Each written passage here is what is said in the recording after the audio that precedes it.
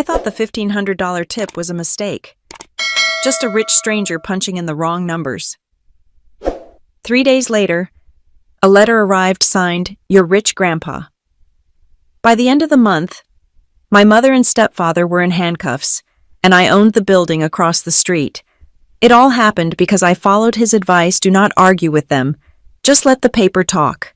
My name is Aria Mendoza, and if you looked at my bank account, you would assume I had a serious gambling problem or perhaps a very expensive drug habit. The truth was much more boring and, honestly, much more pathetic. I was 28 years old, living in a studio apartment the size of a walk-in closet in Bayfield Harbor, and I was currently servicing the debts of a small evangelical ministry that did not technically employ me. I lived my life in two distinct lighting setups. From 5 in the morning until 2 in the afternoon, I existed under the harsh, industrial fluorescence of Comet Street coffee, pulling shots of espresso for commuters who were usually too tired to say thank you. From 6 in the evening until midnight, I lived under the calculated, softbox glow of my freelance photography work, shooting artisan burgers or high-end cocktails for restaurant menus, trying to make lukewarm food look like a religious experience. Between those two worlds, I had roughly 4 hours to sleep, eat, and stare at the ceiling, wondering how I still owed $40,000 in student loans despite working 7 days a week. It was a Tuesday in November when the thread of my life began to pull loose, though I did not feel the snag when it happened. The morning lay heavy over Bayfield Harbor, a thick, wet gray fog rolling off the water that smelled of salt and diesel. Inside the cafe, the air was thick with the smell of roasted beans and the damp wool of customers' coats. I was stationed at the register, my fingers flying over the point-of-sale tablet with a muscle memory that felt less like skill and more like a repetitive stress injury in the making. The line snaked out the door. It was the usual crowd. There were the nurses coming off the night shift at Bayfield General, looking gray-skinned and desperate for caffeine. There were the cops who always joked about the donuts but never actually bought them. And then, there were the people from New Dawn Fellowship. You could spot my stepfather's congregants from a mile away.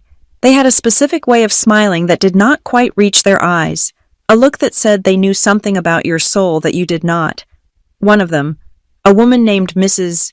Higgins, who wore floral scarves year-round, reached the counter. I forced a smile. "Good morning, Mrs. Higgins," the usual. She beamed at me. "Hello, Aria. How is your mother?" "We missed her at the prayer breakfast." "Yes, just a small drip coffee. And, oh, do you still do the ministry discount?" We did not do a ministry discount. We never had.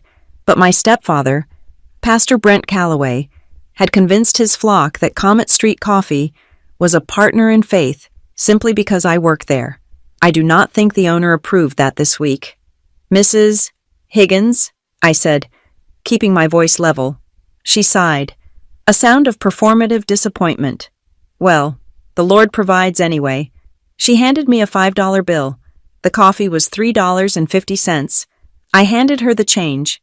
She paused, looking at the tip jar, and then, with a flourish of charity, she dropped a folded piece of paper into it instead of the coins. I knew what it was before I even fished it out later. It was a tract, a small, glossy pamphlet titled, "Is Your Soul Overdrawn?" designed to look like a $100 bill on one side.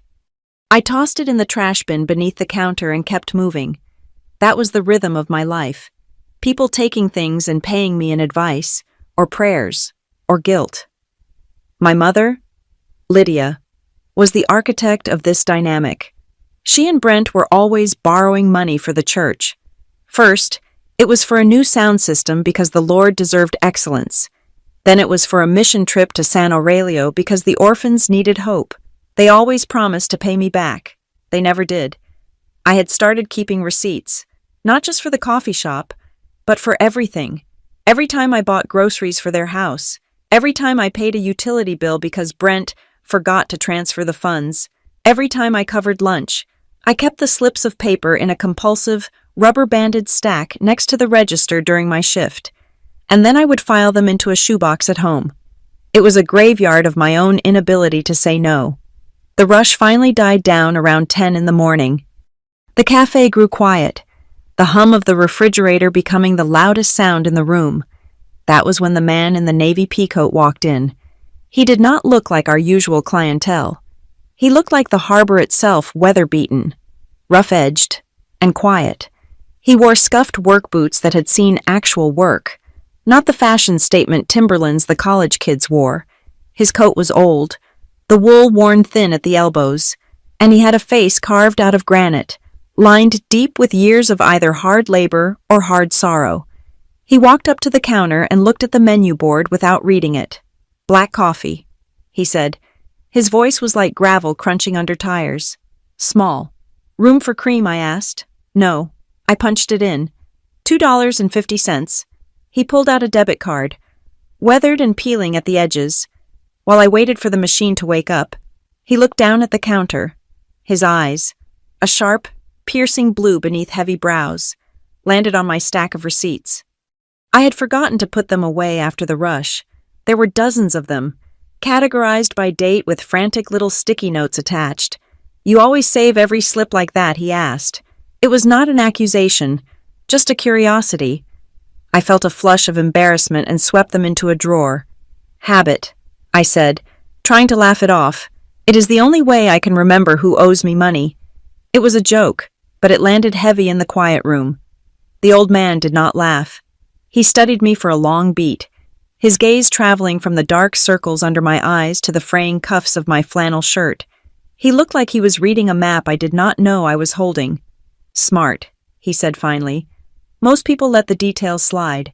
Then they wonder where their life went." He tapped his card. The machine beeped. I spun the screen around for the signature and the tip option.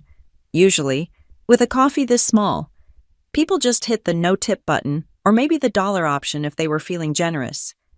I turned away to grab a cup, giving him privacy. I heard the tap, tap, tap on the screen. It took longer than usual. I poured the dark roast, snapped a lid on it, and set it on the counter. "Here you go," I said. He did not take the cup immediately. He was looking at me again with that strange, intense focus. "You keep those records, girl," he said softly. "You are going to need them. Family drama is messy. Paper is clean." I froze. I had not mentioned family. I had just said, "Who owes me?" How did he know? Before I could ask, he turned and walked out the door, the bell chiming brightly above his head. He disappeared into the gray fog of the street without looking back. I looked down at the screen to clear the transaction. My breath hitched in my throat. I blinked, sure that the exhaustion was finally causing hallucinations. The total on the screen was $1,502.50. The tip line read 1,500 humjars. I stared at it. I tapped the screen, thinking it was a glitch, a stuck pixel, a system error. But the numbers stayed firm. The signature at the bottom was jagged, written with a finger that knew exactly what it was doing. Kara, my manager, came out of the back office carrying a crate of oat milk. She saw me standing there, statue still, staring at the register. "What is it?" "Did the system crash again?" she groaned, wiping her hands on her apron. I pointed at the screen. My hand was shaking. Kara leaned in, squinting. Then her eyes went wide. She let out a sharp gasp. "Holy hell! Arya, is that real? I do not know," I whispered. "I think he made a mistake. He just ordered a small coffee. He must have been trying to type $1.50 or something. I do not know." Kara tapped a few buttons, pulling up the transaction details. "It went through," she said, her voice climbing an octave. "The authorization code is there. It is approved." "I have to void it," I said, panic rising in my chest. "It is wrong. He is going to see his bank statement and come back here screaming, 'I cannot deal with a chargeback.'" Kara bit her lip, looking torn. She was a good manager, but she also knew how thin the margins were. "You cannot void it now," she said. "The batch is closed for the mid-morning update. If we void it, it takes 10 days to drop off his pending charges. If he disputes it, he disputes it. But Arya, look at the signature." I looked again. Caro. He did not mash the buttons. "Arya," she said slowly, You have to hit confirm 3 times for an amount that large over the bill total. The system forces you to override the warning. He meant to do it. I felt lightheaded. $1,500. That was my rent for a month and a half. That was 3 months of student loan payments. That was a new lens for my camera so I could stop renting gear for my night gigs. Or, a darker voice whispered in my head, that was the money Brent asked for last week to fix the transmission on the church van. Everyone in the shop started buzzing about it. The other barista, a college kid named Leo, slapped me on the back. You finally got the golden latte, he crowed. Drinks are on Aria tonight, I forced a laugh. But I felt sick. Money like that did not just fall into laps like mine. There was always a hook. There was always a cost. I kept the receipt. I printed a duplicate copy and folded it carefully, placing it in my pocket separate from my usual stack. It felt heavy, like it was made of lead. The rest of the shift passed in a blur. Every time the door opened, I expected the old man in the navy coat to storm back in, demanding his money, calling me a thief, but he never came. When I finally clocked out at 3, the sky had turned a bruised purple. I took the bus home, sitting in the back near the heater, clutching my backpack. My phone felt heavy in my pocket. I needed to tell someone. I wanted to tell someone who would be happy for me, not for what I could do for them, but my circle was small. I had pushed most people away because I was always working or always broke. Against my better judgment, I pulled out my phone and texted my mother. I snapped a photo of the receipt, cropping out the cafe name but leaving the amount and the date visible. Mom, you are not going to believe this. A customer tipped me $500 today. I think it is a miracle. I hit send. The bubbles appeared instantly. Lydia was always on her phone. First came a string of emojis praying hands, the sparkle stars, the open-palmed praise hands. Then the text, see God provides through your service to the ministry. We were just praying about the venue deposit for the women's retreat. The Lord knows the timing. Hallelujah. I stared at the screen, the light of the phone blurring in the rocking bus. Your service to the ministry. Not my hard work. Not the fact that I remembered the names of 300 regulars. Not the fact that I stood on my feet for 9 hours a day until my arches collapsed. No, it was because of them. It was always because of them. I typed back, I am going to put it toward my student loans. Mom, the interest is killing me. I waited. The bubbles appeared, then disappeared, then appeared again, of course. Mija. We can talk about it Sunday. Just remember who gave you the blessing. Do not close your hand to the harvest. I locked the phone and shoved it deep into my coat pocket. I felt the familiar cocktail of guilt and resentment pooling in my stomach. When I got back to my apartment, I went through the motions of my evening routine. I showered the smell of stale coffee out of my hair. I set up my camera gear for a shoot I had the next day. A local bakery needed shots of their holiday cookies. I sat on the edge of my mattress, which was on the floor because I could not afford a frame, and opened my banking app. I wanted to see the pending transaction. I wanted to see the number in green. There it was. Pending deposit, $1,500. It looked beautiful. It looked like breathing room. I scrolled down, just checking the rest of my balance, making sure the auto pay for the electric bill had cleared. At the very top of the screen, a small bell icon had a red dot. I frowned. I usually cleared my notifications instantly. I tapped it. New credit inquiry alert, TransUnion, North Star Online Finance. I stared at it. I had not applied for anything. I certainly had not applied for a loan from something called North Star. My thumb hovered over the alert. It was probably a mistake, or maybe it was one of those pre-approved marketing things that triggered a soft pull. I was too tired to deal with it. I had a shoot in the morning, and then a double shift at the cafe. I swiped the notification away. I will worry about it later, I said to the empty room. I closed the app and turned off the lamp. In the darkness, I thought about the old man. Paper is clean, he had said. I closed my eyes and let myself drift off, imagining the $1,500 sitting in my account, safe and sound. I fell asleep thinking the universe was finally tipping the scales in my favor. I had no idea that while I slept, Someone had already used my social security number to destroy me. Back at the cafe, inside the dark, locked building, the register screen had gone into sleep mode, but the transaction log was still glowing faintly in the gloom. The line item for the tip sat there like a neon scar in the darkness, a little spotlight shining on a trap I had walked right into, smiling the whole time. 2 mornings later, the world did not end with a bang, but with the relentless vibrating buzz of my phone against the nightstand. It was 5:30 in the morning. The sun had not yet dragged itself over the horizon of Bayfield Harbor, and the room was cold, filled with the damp chill that seeped through the single-pane windows of my studio apartment. I rolled over, groggy, assuming it was a shift change notification from the cafe or a late-night email from a photography client. I picked up the phone, squinting against the harsh blue light.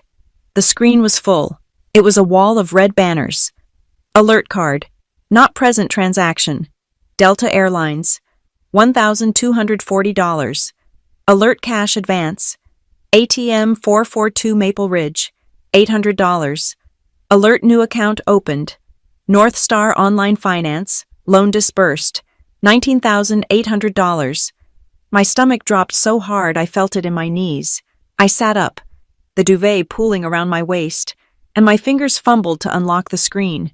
I tapped on my banking app, my heart hammering a frantic rhythm against my ribs.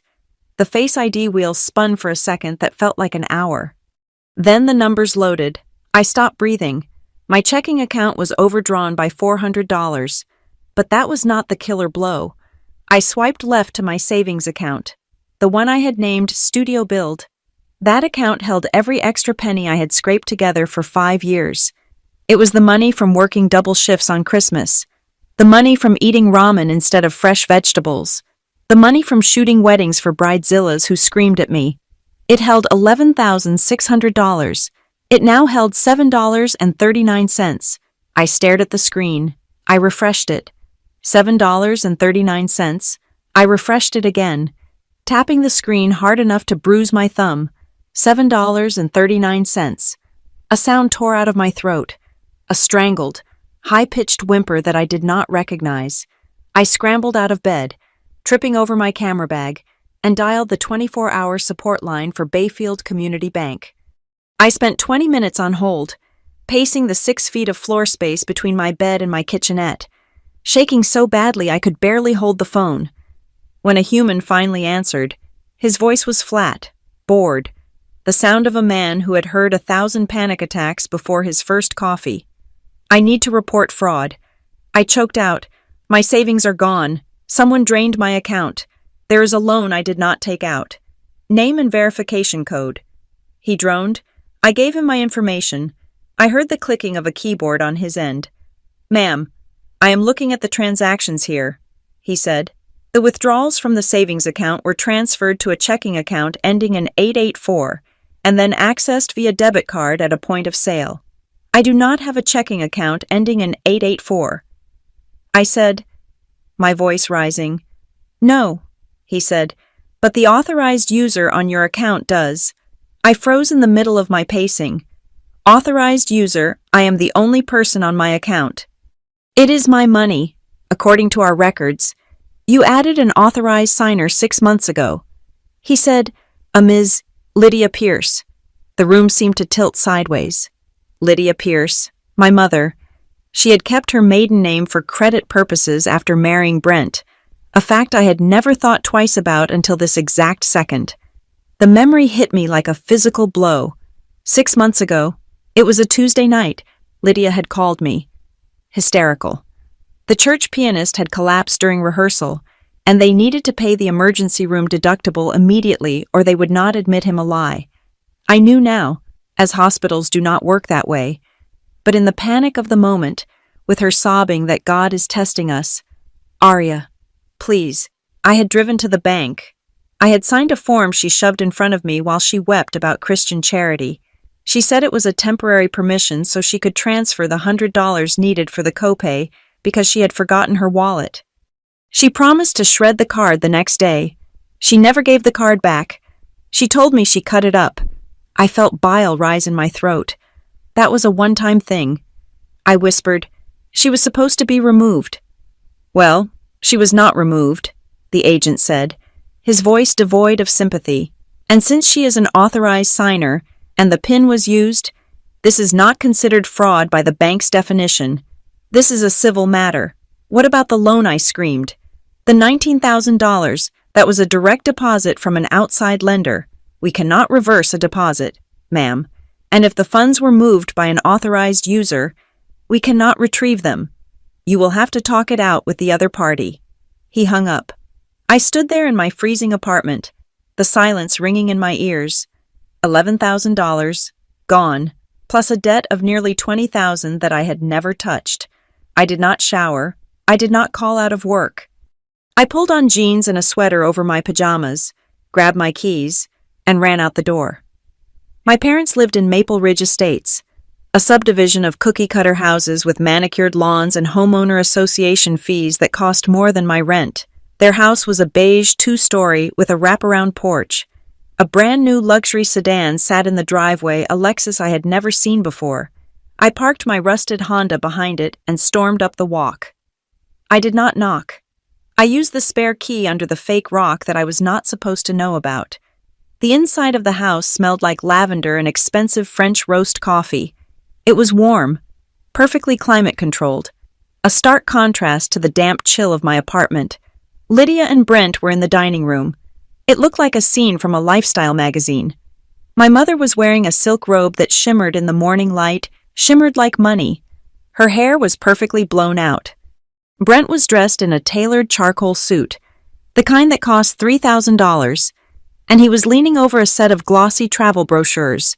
On the dining table, amidst the breakfast spread of croissants and fruit, sat 3 things that made my vision blur with rage.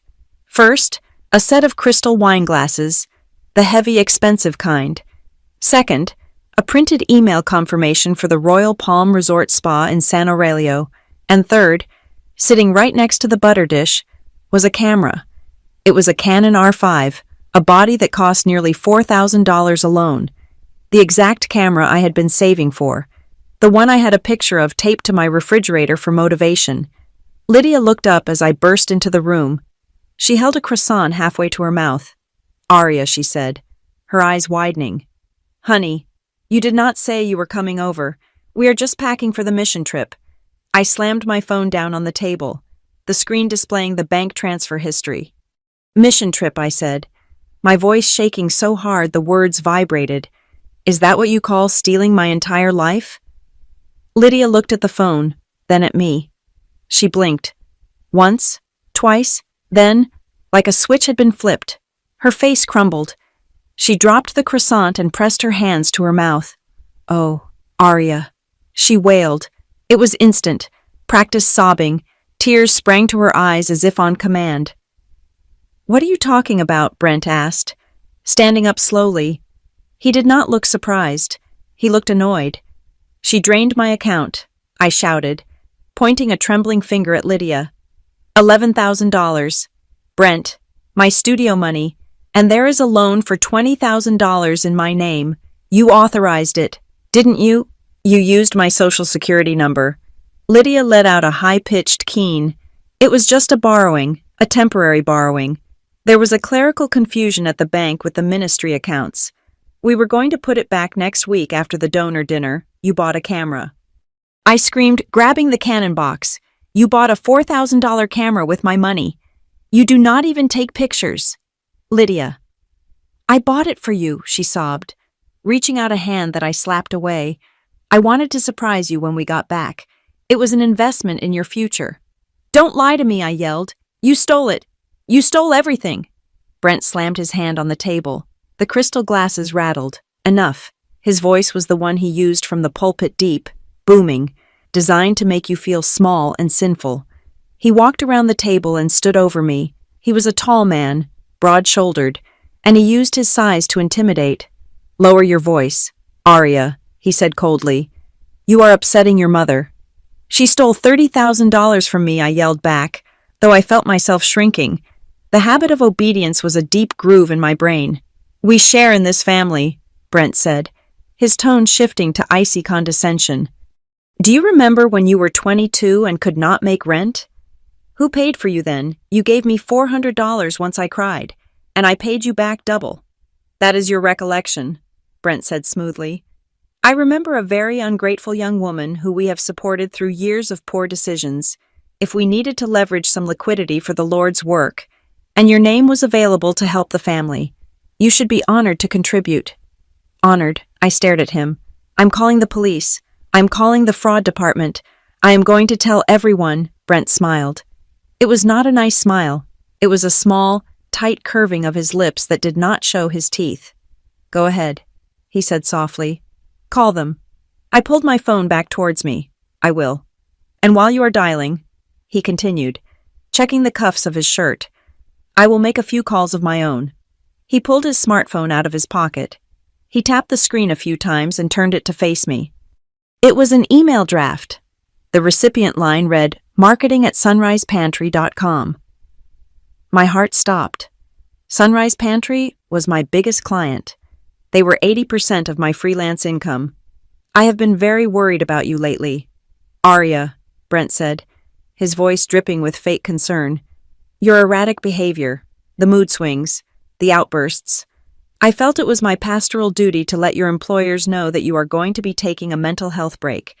I would hate for them to rely on someone who is spiraling. He took a step closer. If you call the police, Arya, I will tell everyone your clients, your landlord, the church board that you gave us that money willingly. And now you are having a breakdown and making false accusations because you are off your medication. Who do you think they will believe, the respected Pastor Calloway, or the barista who lives in a closet and scrapes by on tips? I looked at Lydia. She was not crying anymore. She was watching me with dry, hard eyes, wiping a non-existent tear from her cheek with the sleeve of her silk robe. You are just so emotional. Honey, she said, it is exactly like Brent says. You ruin everything with your anger. The air left the room. I looked at the camera on the table, my dream, bought with my nightmare. I looked at the hotel confirmation for the resort in San Aurelio. They had planned this. They had set me up 6 months ago with that hospital lie. They had waited until my savings hit a specific number, and then they had harvested me like a crop, and they knew exactly how to keep me quiet.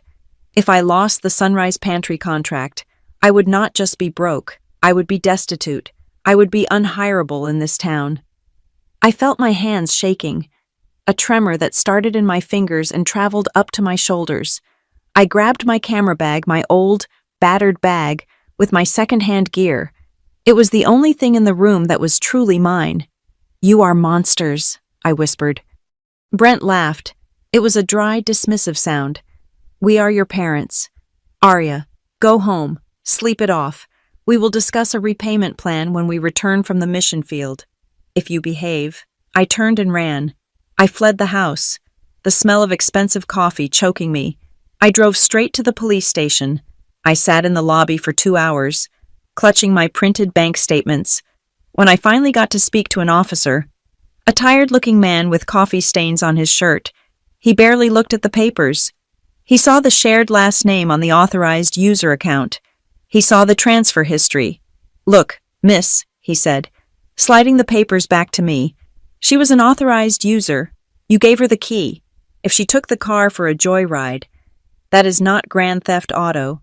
It is a domestic dispute. But the loan I insisted, I did not sign for the loan, he shrugged. Proving who clicked accept on a computer at a shared address, that is a nightmare. You can file a report for identity theft, but without proof of forced coercion, the DA is not going to touch a family squabble over shared funds, especially not involving a pastor. He handed me a slip of paper. It was an incident number. It was a meaningless string of digits that authorized me to do absolutely nothing. It is a civil matter, he repeated. Take them to small claims court. I walked out of the station into the rain. It was a gray, miserable drizzle that soaked through my sweater instantly. I walked the 3 miles back to my apartment because I did not have the gas money to drive, and I was afraid to use my debit card in case it was overdrawn again. My shoes squelched on the pavement. I was cold. I was broke. And I was completely alone. My parents had not just stolen my money. They had stolen my reality. They had turned me into the crazy daughter, the unstable artist, the ungrateful child. I reached into my pocket to find a tissue, but my fingers brushed against paper that felt different, stiffer. I pulled it out. It was the receipt from 2 days ago. The thermal paper was damp, the ink slightly smudged from the rain, but the numbers were still stark and black against the white. Tip $1,500. Signed, E.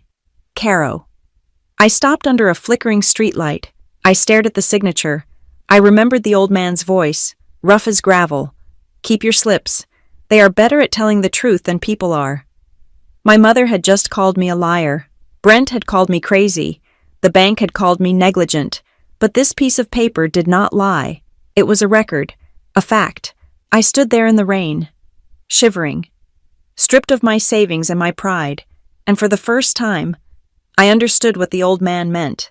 Words could be twisted, tears could be faked. But numbers were the only thing in my life that had not lied to me today. I folded the receipt carefully and put it back in my pocket, right against my heart. I did not know how, and I did not know when. But I was going to make sure that paper was the only thing left talking when I was done with them.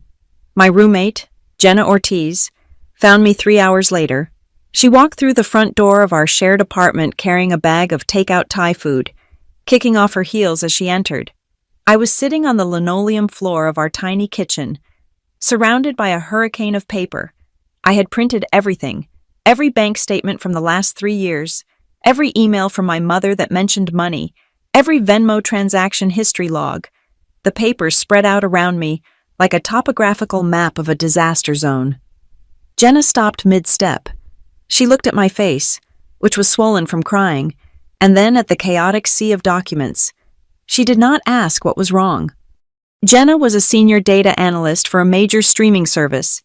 She spent her days finding patterns in how people watch television, predicting exactly when a user would cancel their subscription based on how many seconds they paused during a horror movie. She did not deal in vague comforts. She dealt in raw data. She set the Thai food on the counter, unzipped her laptop bag, and sat down on the floor opposite me, crossing her legs in her tailored slacks. "Okay," she said, her voice calm and terrifyingly efficient. Feelings later, columns now. Who, what, when, where, how much? I tried to speak, but my voice cracked. "Jenna, they took the studio fund. All of it." She held up a hand. "Do not tell me the story yet," she said. "The story is how they get you. They want you trapped in the narrative of why they did it or how much it hurts. We are not doing narratives tonight. We are doing arithmetic." She opened her laptop, the screen glowing blue against her sharp features. She created a new spreadsheet and typed a title in bold. Capital letters, Reconciliation Ledger. She turned the screen to me. "Rule number 1, she said, typing as she spoke. "You do not contact Lydia or Brent directly again. No texts, no calls, no screaming matches on their front lawn. Every time you want to scream, you scan a document instead. Rule number 2, she continued. We treat this like a forensic audit. If it is not written down, it did not happen." She cracked her knuckles. "Now, give me the damage." I handed her the North Star loan document I had printed from their website. After guessing the password, my mother always used the same variation of blessed 2020. $19,800. I whispered. Jenna typed it in. Date October 24th. Amount $19,800. Beneficiary joint checking account. She looked at me. "We need to check your credit file." "Aria, now," I nodded, pulling up the Credit Karma app on my phone. I had been avoiding looking at the actual score, terrified of what I would see. I tapped the screen, the number loaded, surrounded by a ring of bright red, 541. I felt the blood drain from my face. Last month, when I had applied for pre-approval on a small business loan for the cafe space, my score had been 768. I had worked for 4 years to build that score.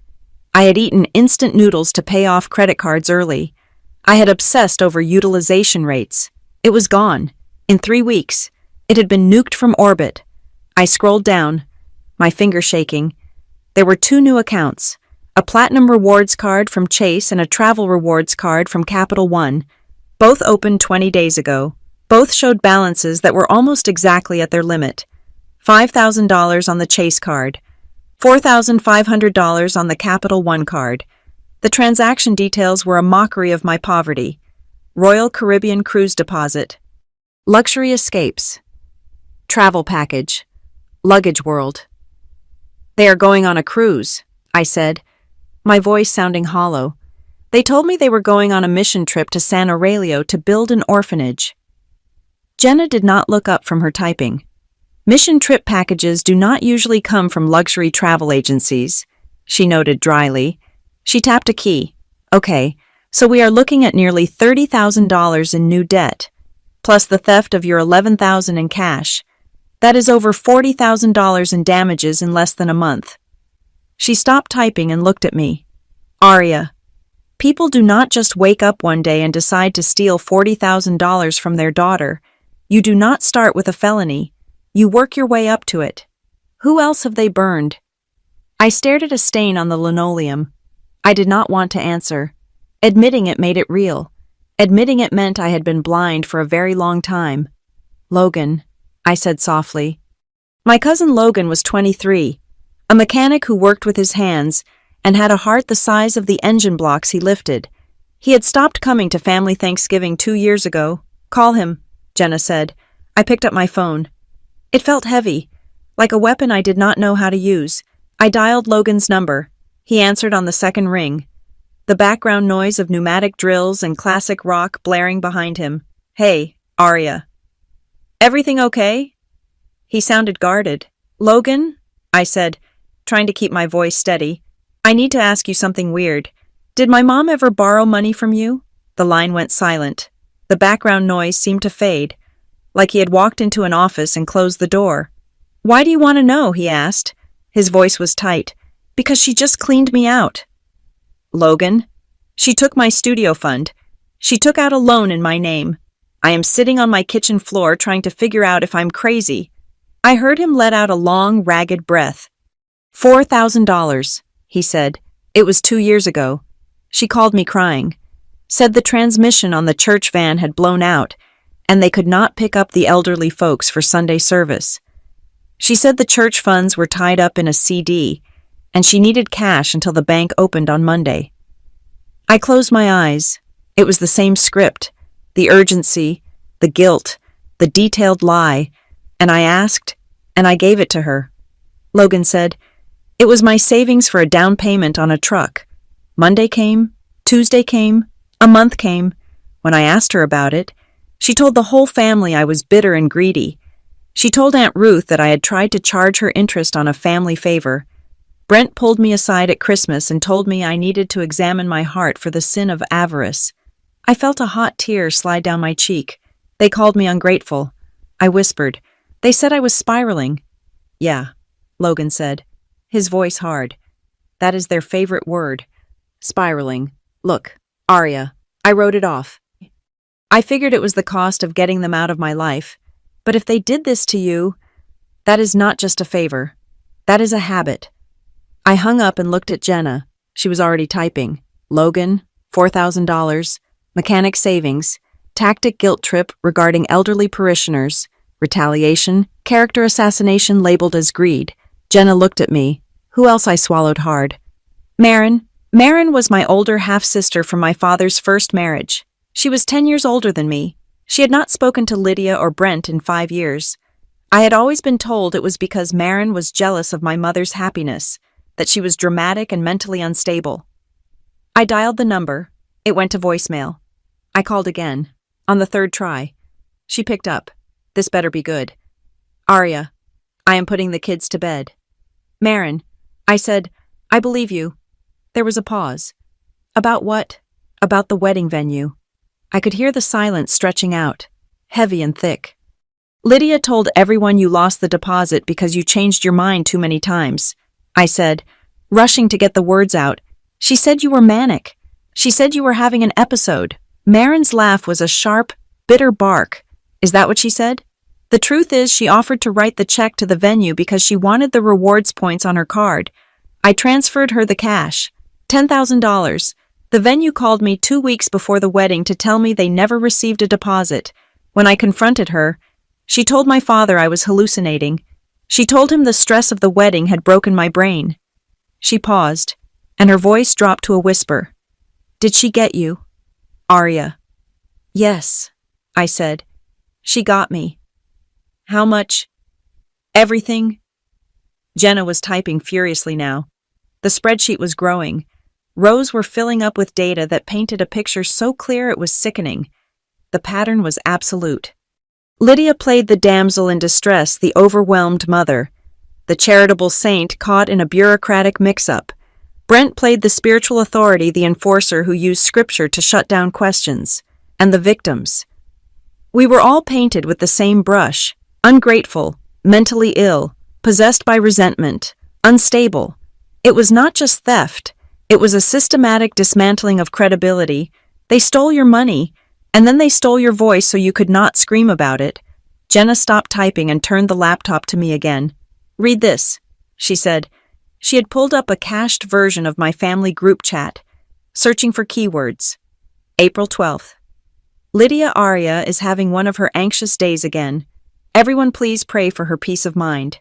She gets so confused about details when she is stressed. June 4th, Brent.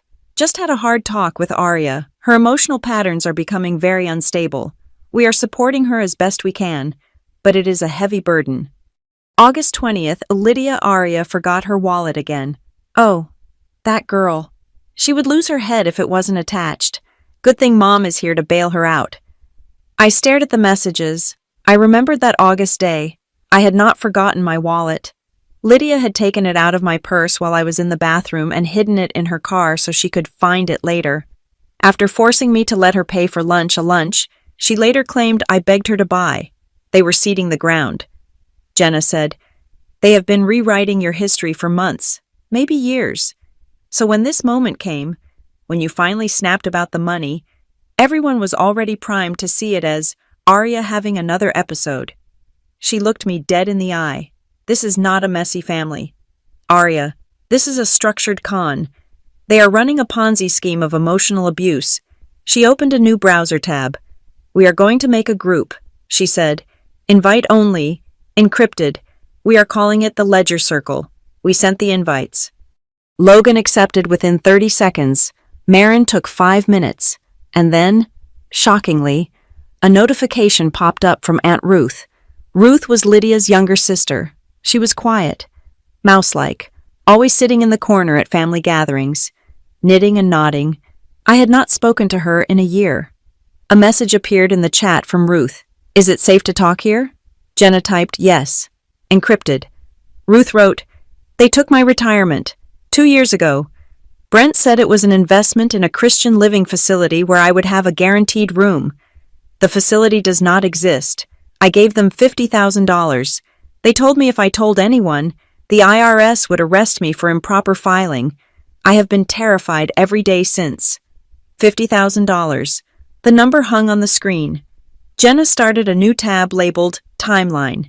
She began plugging in dates. May 2023. Ruth transfers $50,000. June 2023. Callaway's buy the new Lexus. September 2024. Logan transfers $4,000. October 2024.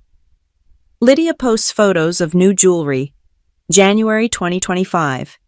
Marin transfers $10,000. February 2025. Brent gets the tailored suits. October 2025. Arya's credit cards opened. November 2025. The San Aurelio trip booked. The correlation was perfect.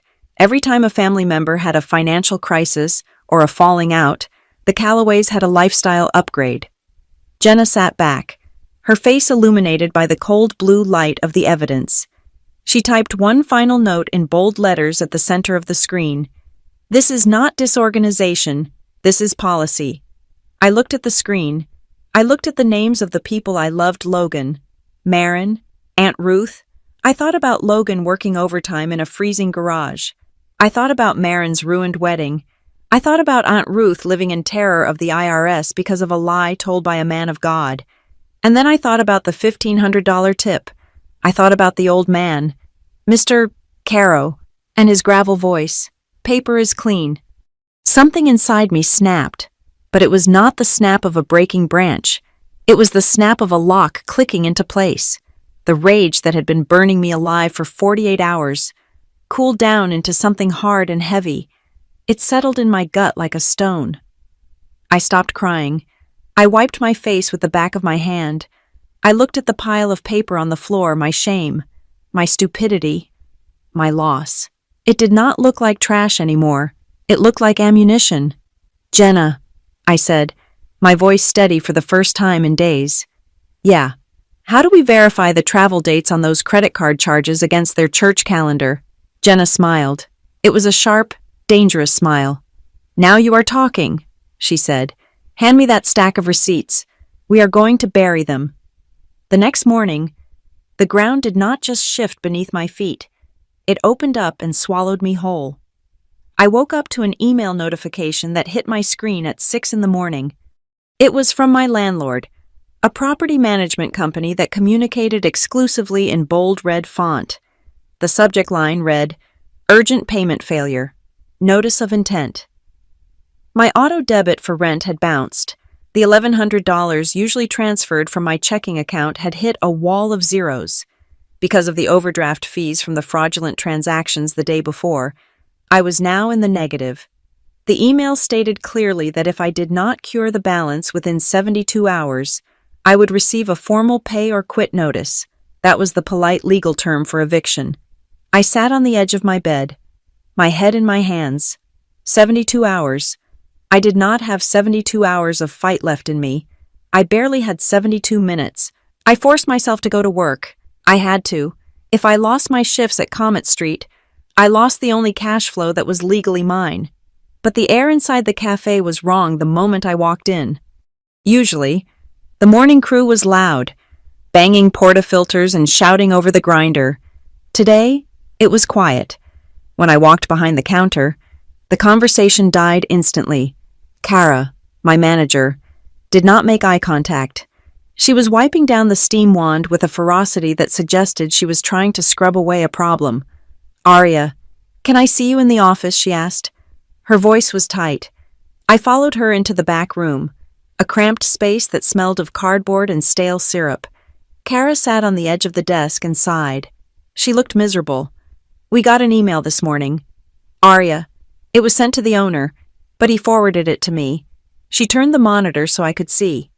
The subject line was, "Concern regarding employee conduct and ministry funds." My stomach twisted into a knot. I leaned in to read. "Dear management, it breaks my heart to write this, but as a concerned member of the community and a frequent patron, I feel obligated to speak up. I have witnessed your barista, Aria, screaming at elderly customers on multiple occasions. Furthermore, there are rumors circulating within our fellowship that she has been pocketing money from the church donation jar on the counter. We know she is struggling with deep emotional instability right now, and we are praying for her, but theft cannot be enabled. Please, for her own soul, look into this." It was signed, "A Concerned Sister in Christ." I stared at the screen, the phrasing, the faux gentleness, the weaponized pity. It was Lydia. It was Lydia down to the punctuation marks. "Kara," I said, my voice shaking, "you know this is a lie. We do not even have a church donation jar on the counter. We have a tip jar, and I have never screamed at a customer in 3 years." "I know," Kara said, rubbing her temples. "I know, Aria. But the owner is freaking out. He sees theft and elderly abuse, and he sees a lawsuit. And he sees that the email was carbon copied to 3 of the church elders who buy coffee here every morning." She looked up at me, her eyes pleading. "I cannot fire you for an anonymous email. I'm not going to do that, but the owner wants you suspended. I talked him down to a warning. But Aria, you have to keep everything spotless for the next week. If a customer complains, if anyone even looks at you wrong, I cannot protect you." I nodded, feeling the heat rising in my cheeks. They were trying to get me fired. They were cutting off my supply lines. I walked back out to the floor. The shift was a nightmare. Every time a customer looked at me, I wondered if they had received the email. Every time I touched the register, I felt like I was being watched. I kept my head down, focused on the latte art, trying to make my hands stop trembling.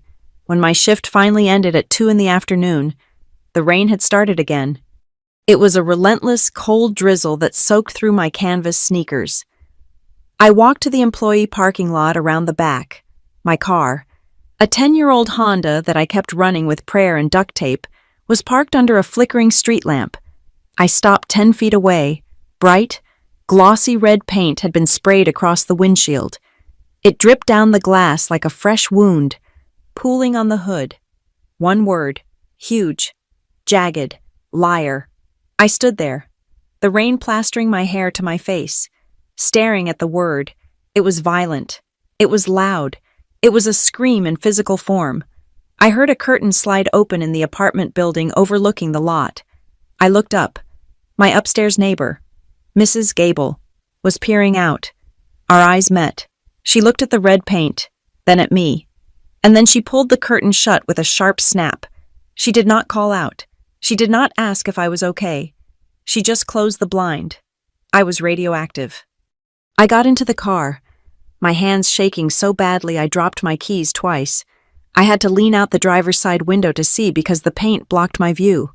I drove home like that, wind and rain hitting my face, tears mixing with the cold water. I made it to my apartment, locked the door, and slid the deadbolt home. I leaned my back against the wood and slid down until I hit the floor. Thump, thump, thump, 3 hard knocks on the door right behind my head. I jumped, scrambling away like a frightened animal. Aria Mendoza. A man's voice, flat, professional. I did not open the door. Who is it? Process server.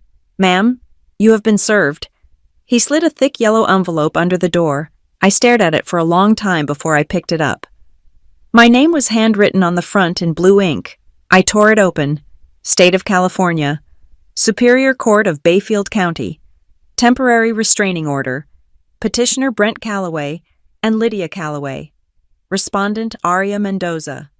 I flipped to the affidavit, the paragraphs blurred before my eyes. A work of fiction so detailed, it was almost impressive.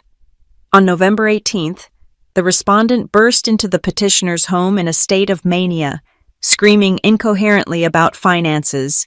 The respondent threatened physical harm against the petitioners, specifically stating she would make them pay in blood.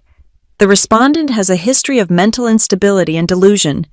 The petitioners fear for their safety and the safety of their ministry partners. I gasped, the sound loud in the empty room. Make them pay in blood. I had never said that. I had said you are monsters, but it did not matter what I said. It mattered what was on this paper. The order forbade me from coming within 100 yards of their home, within 100 yards of New Dawn Fellowship, and, most devastatingly, it forbade me from contacting any associated ministry partners or employees regarding the petitioners. That was the kill shot. If I tried to tell the church board what they did, I would be violating a court order. If I tried to warn the donors, I would be arrested. They had built a legal wall around their fraud. My phone buzzed. Then it buzzed again, and again. I picked it up. Notifications were stacking up from Facebook, Instagram, and email. I opened my email first. It was a forward from my cousin Logan, with a simple note. They are nuking you. The subject line, urgent prayer. Request prayers for Aria. It was from the official New Dawn Fellowship mailing list. Dear church family, it is with a heavy heart that Pastor Brent and Sister Lydia ask for your intercession. Our beloved daughter, Aria, is going through a severe mental health crisis. She has become obsessed with false accusations against her family and is deeply unwell. We have had to take legal steps to ensure everyone's safety, which breaks our hearts. Please, if Aria contacts you with wild stories or demands for money, do not enable her delusions. Do not engage. The kindest thing you can do is block her and pray for her healing. Satan is attacking this ministry through our weakest link. In his grace, the pastoral team, I felt sick, physically, violently sick. They had not just stolen my money, they were stealing my name. They were taking my grief, my anger, my righteous defense, and repackaging it as insanity. Then the fallout hit. My phone rang. It was the brand manager for Sunrise Pantry. I answered, desperate to salvage something. Hello, Arya. Hi. It is Marcus. Marcus, look, I know there are rumors. We need to postpone the spring campaign. Arya. The words cut me off like a guillotine. What? Why? I have the storyboards ready. I just need to rent the gear. Yeah, it is just a change of direction internally. And honestly, we got a concerning email today about some legal issues you are involved in. Sunrise is a family brand. Arya, we cannot be near drama. We are going to have to pause the contract. Marcus, please, that email is a lie. My parents are... I am sorry. Arya, we will be in touch if things change. The line went dead. That was 80% of my income. Gone. In a 30-second phone call. 2 more emails chimed in within the hour. 2 small restaurant clients canceling their shoots for next week. Staff availability issues. Budget cuts. The excuses were thin, but the timing was precise. They had burned my fields and salted the earth. I sat on my couch in the growing dark. The eviction notice was on the coffee table. The restraining order was on the floor. My camera bag sat in the corner. Useless now that I had no clients to shoot for. My phone kept buzzing. Aunt Sarah Arya. How could you threaten your mother? She is devastated. Uncle Mike. Stop attacking your parents. You are breaking your mother's heart. Get help. Cousin Jessica. I am blocking you until you get back on your meds. I did not take meds. I never had. But the narrative was so strong, so overwhelming, that even I started to question my own memory. Had I screamed? Had I threatened them? Was I crazy? The room felt like it was shrinking. The walls were closing in. I was 28 years old, and I was going to be homeless in 3 days, labeled a lunatic by the only community I had ever known. The front door unlocked. Jenna walked in. She stopped dead when she saw me. I was curled in a ball on the sofa. The phone clutched in my hand like a grenade that had already gone off. She looked at the eviction notice. She picked up the restraining order and read it, her eyes scanning the legal jargon. She looked at the red paint still on my hands from where I had tried to wipe the windshield. She dropped her bag and walked over to me. She pried the phone out of my stiff fingers. They won, I whispered. My voice sounded like it belonged to a ghost. They won. Jenna, I have no money. I have no job. I have no family. I cannot even talk to anyone because the judge will throw me in jail. Jenna looked at the phone screen, watching the messages roll in. She did not look sad. She looked furious. She turned the phone off. She held the power button until the screen went black. Then she grabbed my shoulders and shook me. Hard. Arya, look at me. I looked up. My vision blurry. They just detonated your reputation, she said, her voice low and fierce. They scorched the earth. They got a restraining order. They emailed every single person you know. She waited until I focused on her eyes. Do you know why people use a nuclear bomb? Arya. Because they hate you, I choked out. No, she said, because they are terrified of a ground war. She let go of me and walked to her bedroom. She came back a moment later with a plastic grocery bag and a manila folder. She dumped the contents of the bag onto the coffee table. A cheap, burner smartphone still in the plastic blister pack, a new SIM card, a notebook. They are scared, Jenna said. They know you have the receipts. They know you have the bank records. They know that if you talk to the right person, not a church elder, but a forensic accountant, they go to prison. She pointed at the restraining order. This piece of paper, this proves they are panicking. They are trying to silence a witness. That is not family drama. Arya, that is obstruction of justice. She opened the folder. Inside was a label maker and a list of passwords she had already generated. Complex strings of characters that no one could guess. We are done playing defense, she said. You are not going to scream in the street anymore. That is what they want. They want you to look crazy. She slid the burner phone toward me. We are going to go quiet. We are going to disappear. And while they are busy celebrating their victory, We are going to put every single thing they did into the record. She picked up the eviction notice and tossed it aside like it was trash. I will pay the rent this month, she said. You focus on the work. I looked at the cheap plastic phone. I looked at the restraining order that claimed I was a danger. I wiped my face. The tears were cold, but the heat in my chest was starting to come back. They said I was unstable, I said softly. Jenna uncapped a marker and wrote on the front of the fresh notebook, Project Table 9. Let them believe that, she said. Crazy people make mistakes. We are going to be the most boring, sane, meticulous nightmare they have ever met. She handed me the phone. Welcome to your new life, Aria. Set up the two-factor authentication. We have work to do. For the first time in 10 years, I was invisible. The process of disappearing was not dramatic. It did not involve fake passports or cutting my hair in a gas station bathroom. It was a series of tedious, digital administrative tasks performed in the silence of my living room. Jenna sat beside me on the floor, her laptop humming like a small engine, guiding me through the demolition of my digital identity. We started with the passwords. I changed everything: my email, my social media, my utility accounts, my student loan portal. We used a random generator that spit out strings of 30 characters gibberish that no mother could guess, no matter how many times she tried her own birthday or the name of the family dog. Next came the two-factor authentication. We linked everything to the cheap, plastic prepaid phone that sat on the coffee table. Every time a code pinged on that device, it felt like a secret handshake, a line of defense that Lydia and Brent could not cross. Then came the credit freeze. I logged into Equifax, Experian, and TransUnion. I clicked the button that locked my file. It was a strange sensation. Watching the screen confirmed that no one, not even me, could open a new account in the name of Aria Mendoza. I was walling myself in. But for the first time, the walls felt like a fortress, not a cage.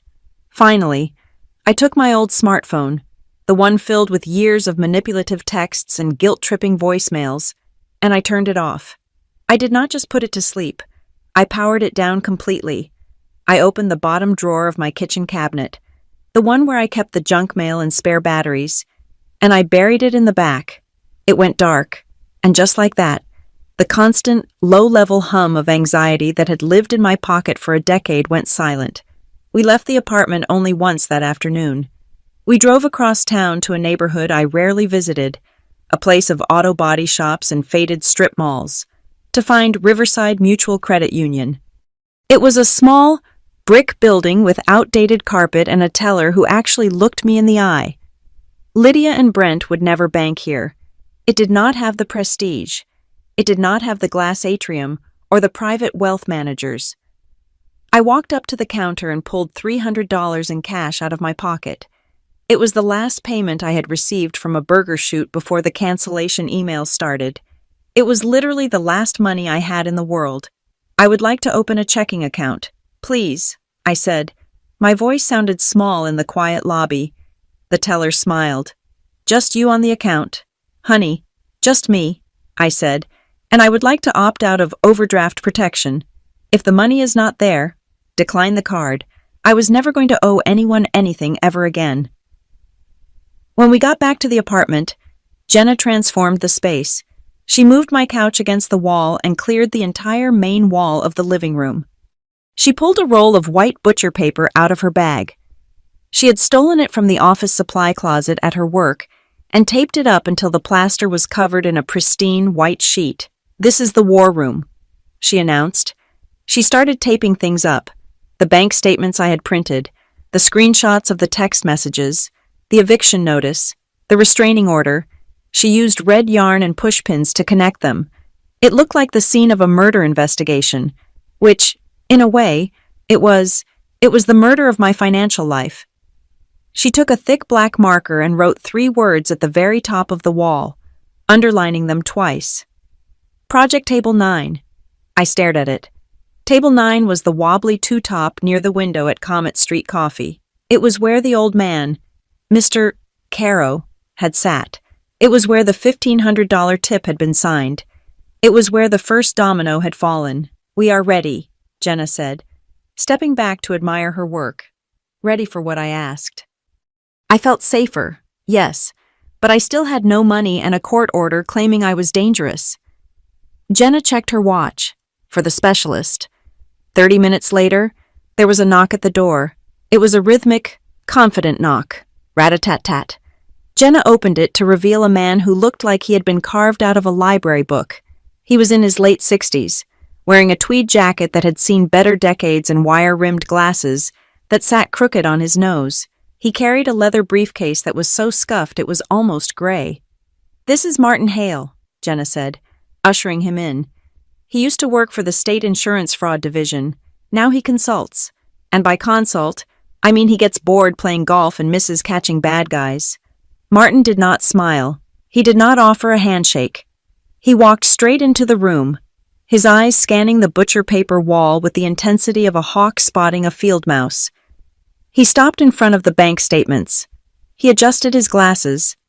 He hummed, a low, vibrating sound in his throat. "Do not tell me the story," he said, holding up a hand before I could speak. "I do not care about the story. Feelings lie. Numbers do not." He walked over to the dining table, cleared away a stack of napkins, and opened his briefcase. He pulled out a yellow legal pad and a calculator, an old one, with big, chunky buttons. "Jenna tells me you have a church problem," he said, looking at me over the rims of his glasses. "I have a parent problem," I corrected. Martin scoffed. "In my experience, when there is this much money moving around, there is no such thing as parents. There are just operators and marks. Sit down. Let us see if we can find the leak." For the next 4 hours, Martin Hale dissected my life. He did not look at the photos of my mother crying. He did not read the emotional emails about my instability. He looked at the dates. He looked at the transfer codes. He looked at the EIN numbers on the bottom of the tax documents I had managed to salvage from my old emails. He was a machine. He cross-referenced the public filings of New Dawn Fellowship with the dates of the loans my mother had taken. "Here," he said, his finger stabbing at a line on the legal pad. "Look at this." I leaned in. "New Dawn Fellowship is a registered 501c3 organization," he said. "Public record. They have to file a Form 990 every year if their gross receipts are over a certain amount. But look at their declared income for the last 3 years." He pointed to a number. $52,000. "That is impossible." I said, "They have 200 members. They just put in a new sound system that costs $30,000. They drive luxury cars." "Exactly," Martin said, "which means the money is not going through the main church account. It is being diverted." He started typing on Jenna's laptop, his 2 index fingers moving with surprising speed. He was searching the state's business registry. "If you are going to steal money from a church," he muttered, "you do not just take cash out of the plate. That is amateur hour. You create a vendor. You create a bill." He hit enter. A result popped up. Harbor Lantern Missions, Inc., status active nonprofit, registered agent Brent Calloway, address 442 Maple Ridge Drive. "That is their house," I whispered. "And this one," Martin said, pulling up another tab. "Cypress Line Consulting, LLC, status active, limited liability company, registered agent Lydia Pierce, address 442 Maple Ridge Drive." Jenna gasped. "Cypress Line. I saw that name on the wire transfer." Martin nodded grimly. He stood up and walked to the butcher paper wall. He picked up the red marker. "Here is the flow," he said, drawing a line. "Your Aunt Ruth writes a check for $50,000 to New Dawn Fellowship, but Brent tells her to make it out to the building fund or the mission fund. He deposits that check not into the church account, but into Harbor Lantern Missions." He drew a line from Harbor Lantern to Cypress Line. Then, Harbor Lantern hires Cypress Line Consulting for logistics services or project management. They invoice the nonprofit for $40,000. The nonprofit pays the LLC. He drew a final line from Cypress Line to a generic stick figure he drew at the bottom, and since Cypress Line is a private LLC, once the money is in there, it is just business income. Lydia takes a draw. She pays herself a salary, and she uses that salary to buy a Lexus and a first-class ticket to San Aurelio. He turned to face me. It is called layering. Aria. It is classic money laundering. They are washing the donations through a fake charity to turn it into clean, spendable income. He looked at his legal pad again. I am looking at these transfers you flagged. The amounts they stole from you, that is petty cash. That is just them being greedy because they could not wait for the next harvest. He tapped the calculator. Based on the lifestyle you described, the cars, the renovations, the travel, and the discrepancies in the public filings, I would estimate, conservatively, that at least $150,000 has gone missing in the last 5 years. And that is not counting the loans they bullied out of your family. The room went silent. I felt a cold sweat break out on the back of my neck. $150,000. That was not borrowing. That was a fortune. So, I said, my voice trembling, they are not just bad parents. Martin looked at me with a pity that was sharp and clear. No, kid, you are not a victim of a family dispute. You are collateral damage in a structured financial fraud scheme. This includes charity fraud, wire fraud, and, since they definitely did not declare that income correctly, significant tax evasion. He walked over to the table where the restraining order lay. He picked it up, and this he said, flicking the paper with his fingernail.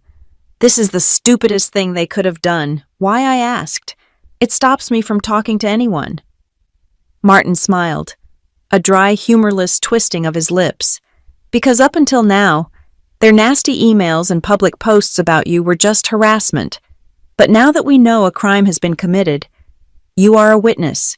And since they filed this legal document to silence you while simultaneously smearing your reputation to discredit you, he dropped the paper back on the table. That is called witness intimidation. It is a felony. And unlike a family dispute, the state takes witness intimidation very personally. I sat back in my chair, the breath rushing out of me. For days, I had felt small. I had felt like a crazy daughter screaming at her saintly parents. I had felt like the villain in their story. But Martin had just changed the genre. This was not a family drama anymore. It was a crime thriller. And I was not the villain. I was the evidence. Aria, Jenna said softly. I looked at her. You are a photographer, she said. You deal in high resolution. You deal in details. I looked at the wall.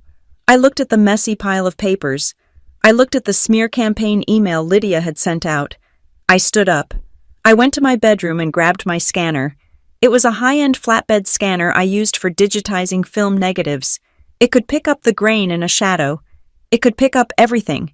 I brought it into the living room and plugged it in. I am going to scan it all, I said. My voice was steady. I am not just going to keep a file. I am going to make a portfolio. I picked up the photo of my spray-painted windshield. I scanned it at 1200 dpi. I picked up the fake receipt Brent had given me for the car repair 2 years ago.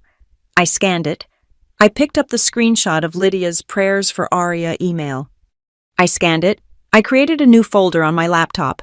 I named it The Honor File. I started pulling bank statements. I juxtaposed the date of Aunt Ruth's $50,000 donation with the date of the Lexus purchase. I put them side by side in a layout, like a magazine spread. Visual storytelling. I whispered. Martin watched me work. He packed his calculator back into his beat-up briefcase. He snapped the latches shut. You build that file, he said. You make it airtight. You make it so clear that a jury of 12 people who failed math class can understand it. He walked to the door. He paused with his hand on the knob. One last thing. Aria. I looked up from the glow of the scanner. Do not bother with the police station down the street, he said. The local cops will look at this and call it family drama. They do not want to arrest a pastor. It is bad for community relations. He adjusted his collar. But the State Attorney General, the IRS Criminal Investigation Division, they do not care about community relations. They care about revenue. He opened the door. You call it theft. They call it revenue loss. And trust me, nobody holds a grudge like the tax man. He walked out into the night. I looked at Jenna. She was smiling, a genuine, terrifying smile. She picked up a piece of red string and pinned it from Cypress Line Consulting. to the San Aurelio mission trip. I turned back to the scanner.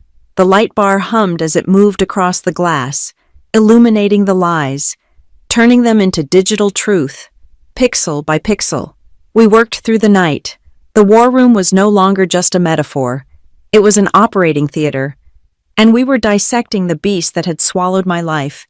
By the time the sun came up, I did not feel like a victim anymore.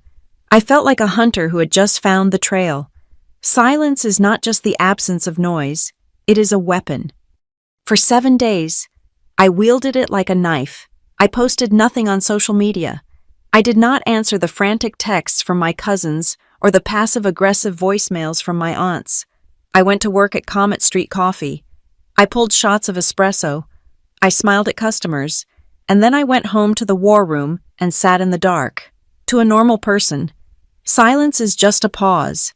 To a narcissist like my mother, silence is an insult. It is a vacuum that screams that they have lost control. I knew she was spiraling. I knew she was refreshing my feed, waiting for the meltdown, waiting for the public accusation that she could use to paint me as the unhinged villain. But I gave her nothing, just static. On the 8th day, she cracked. An email arrived in my inbox from a burner account sunflowerfaith77@gmail.com. The subject line was written in lowercase, a stylistic choice meant to convey humility and exhaustion. Can we please just talk over coffee? I opened it with Jenna standing over my shoulder. Aria, please. My heart is breaking. The lawyers are making this so ugly, and that is not us. That is not family. I just want to see my daughter's face. No lawyers, no Brent, just you and me, mother and daughter, trying to find a way back to God's peace. Please meet me. I will explain everything. Jenna let out a low whistle. She is fishing, Jenna said. She wants to know what you know. She wants to gauge if you have actually lawyered up or if you are just sulking. Martin, who was sitting at the kitchen table reviewing a stack of tax codes, looked up over his spectacles. It is an intelligence-gathering mission. He agreed. She wants to see if you are a threat that needs to be neutralized or a child that needs to be brought back into the fold. I stared at the screen. A week ago, this email would have made me cry. It would have made me feel guilty. Now, all I saw was the desperation of a grifter who had lost her lead. Do I go? I asked. Martin nodded. You go, but you do not go alone. He tapped the table. This state is a one-party consent state. Aria, that means as long as one person in the conversation knows it is being recorded, it is perfectly legal to record it. You are that person. We went shopping an hour later. We did not go to an electronics store where the purchase could be tracked. We went to a pawn shop on the edge of town. I bought a delicate, silver filigree pendant. It looked like something you would buy at a craft fair. Cheap and unassuming. But inside the hollow chamber of the silverwork, there was a high-fidelity microphone and a storage chip capable of holding 10 hours of audio.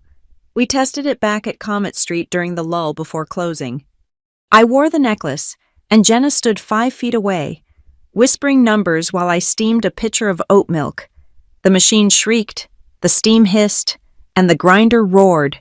When we played the audio back in the office, Jenna's voice cut through the noise like a laser.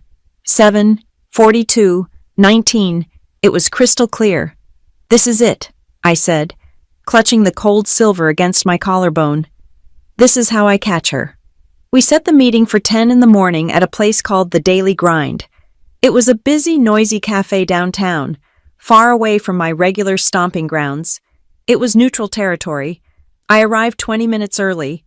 I picked a table near the window but facing the door. I wanted the light on her face.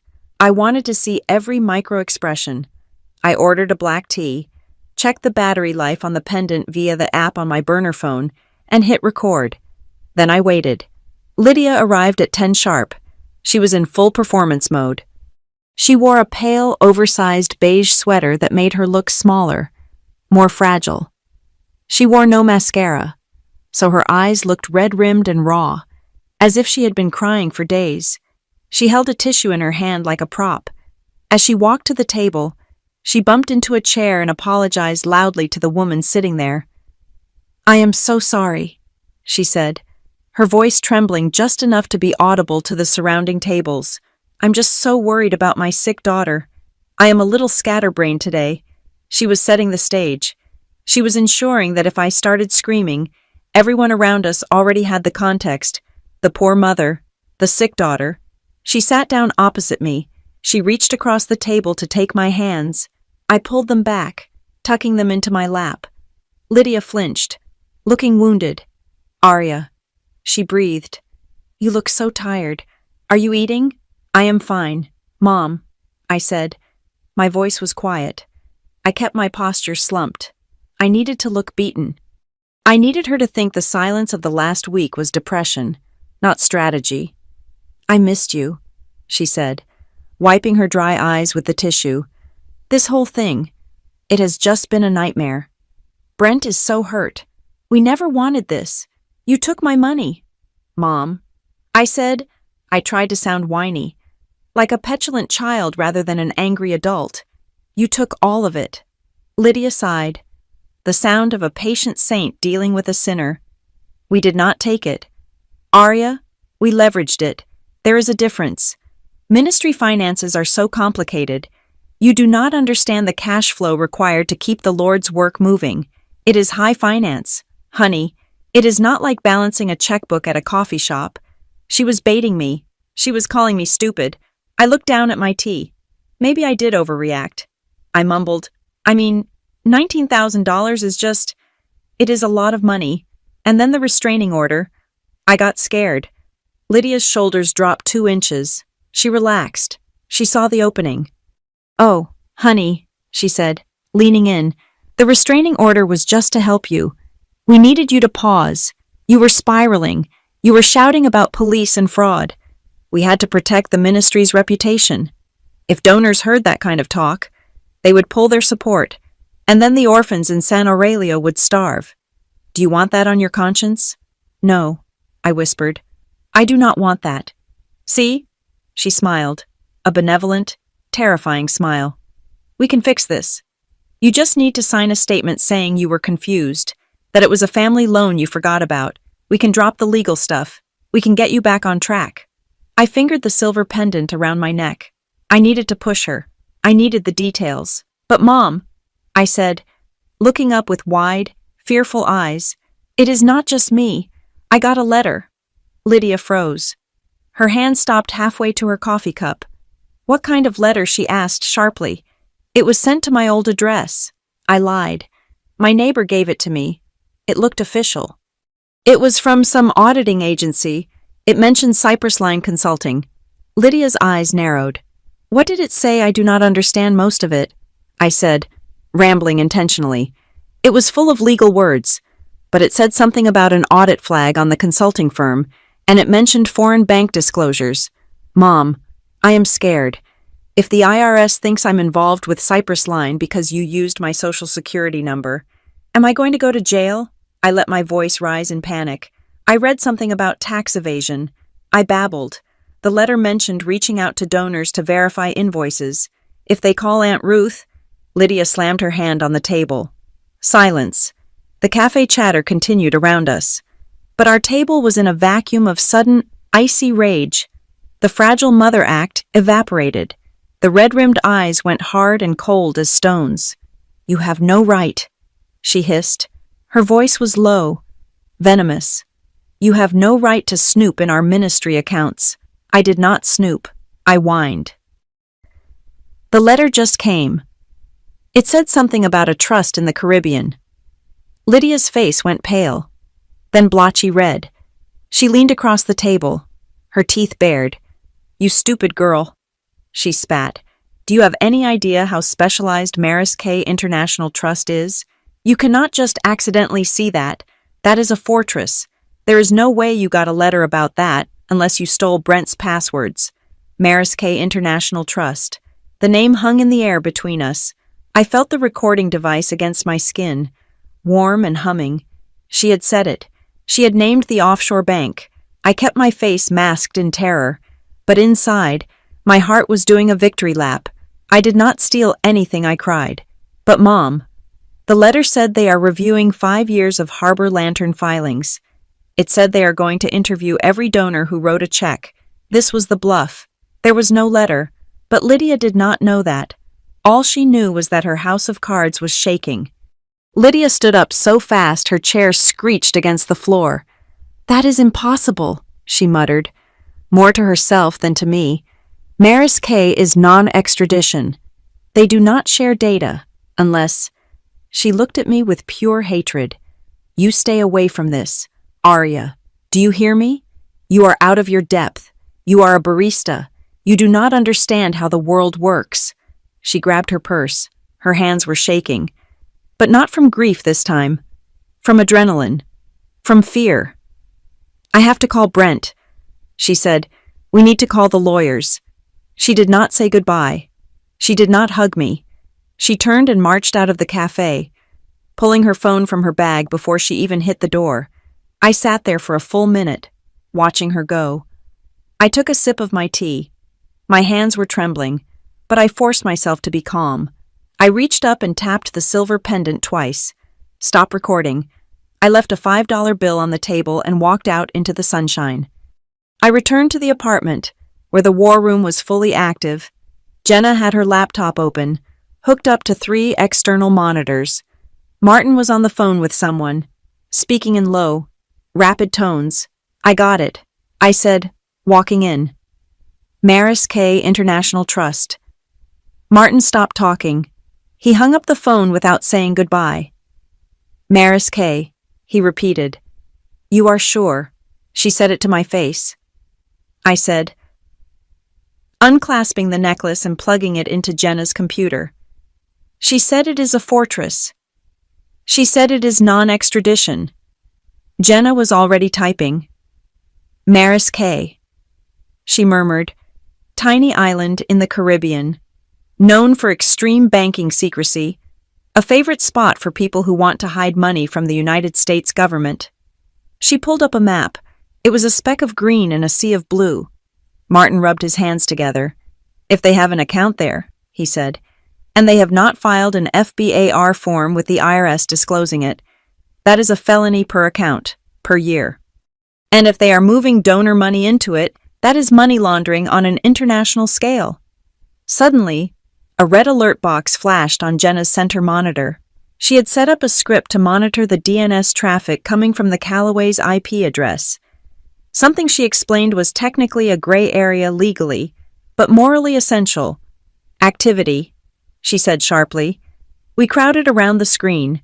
"They are logging into everything," Jenna said, her eyes scanning the data stream. "Bank of America, Chase, Harbor Lantern admin portal." She clicked a few keys. "Okay, here we go. A wire transfer request just initiated from the Cypress Line business account." "How much?" I asked. $40,000, Jenna said. "Destination. It is being routed through a shell bank in Miami." "They are running," Martin said. He sounded almost impressed. "You spooked them. Arya, you spooked them bad." Another alert popped up. Airline reservation. Jenna read, "Delta Airlines, 2 one-way tickets. Departing Bayfield Harbor International tomorrow at 6 in the morning. Connecting in Miami. Final destination." She paused, looking at me. "Maris K. They are fleeing." I said, "They are actually leaving." Martin checked his watch. "They are liquidating," he corrected. "They are going to drain the accounts, hop a plane, and live off the stolen retirement funds of your Aunt Ruth on a beach where the FBI cannot touch them."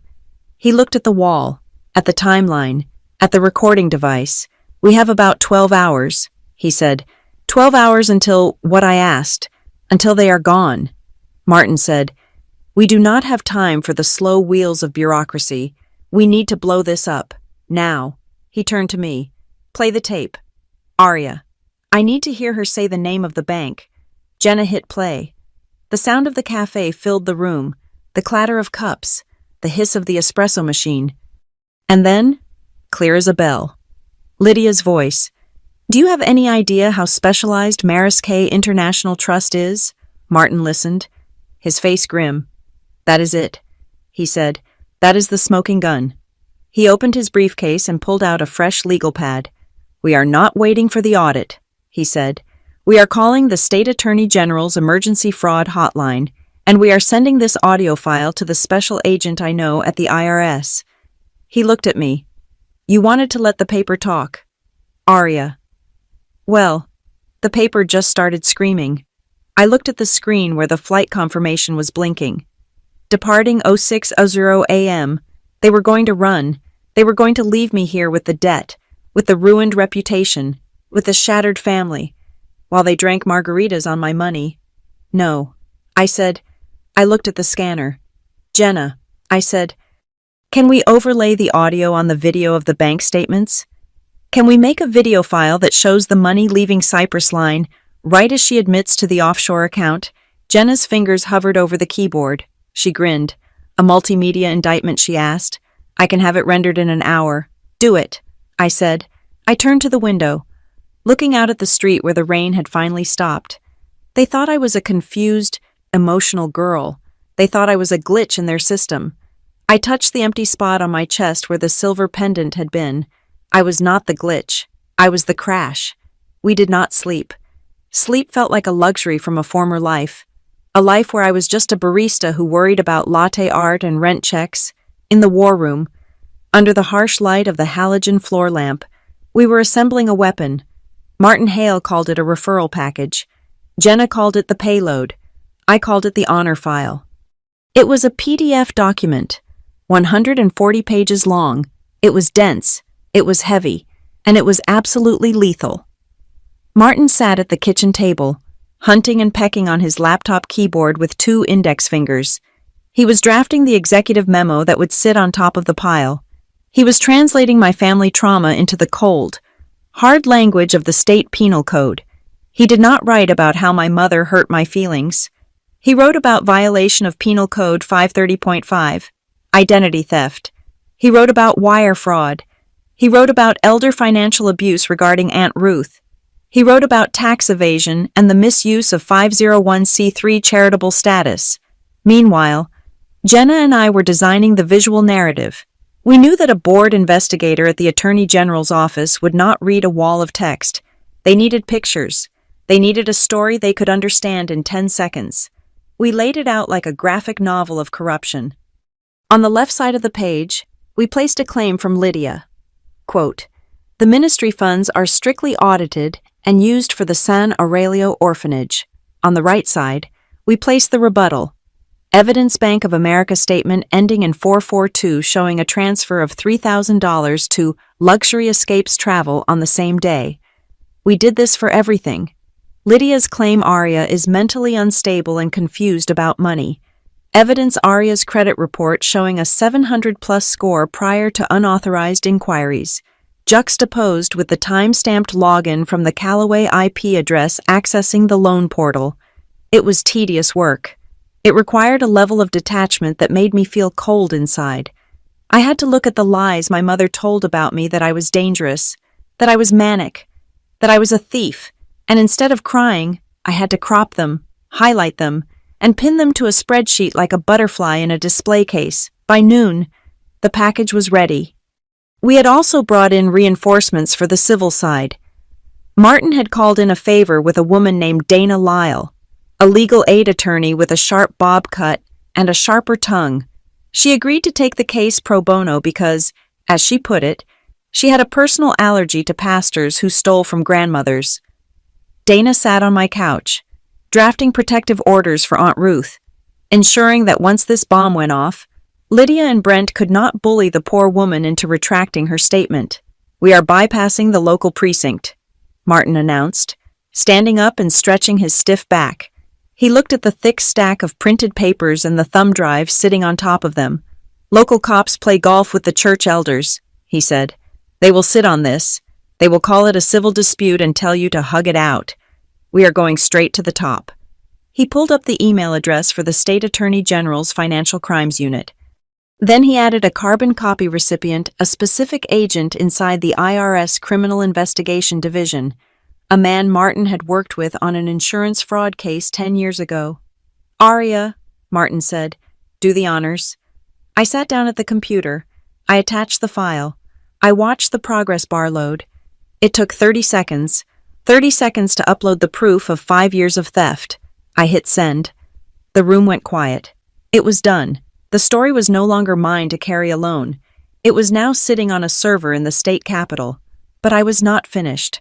I looked at Jenna, the church board. I said, Jenna nodded. She had already scraped the email addresses of the entire board of directors for New Dawn Fellowship.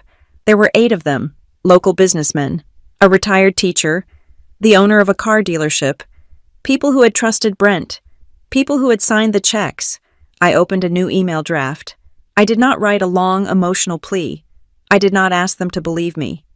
I simply attached a condensed version of the honor file. I titled the email regarding the finances of Harbor Lantern Missions. And for the cover image, the very first thing they would see when they opened the attachment, I used Lydia's own weapon against her. Page 1 was a screenshot of the email Lydia had sent to the entire congregation 2 days ago.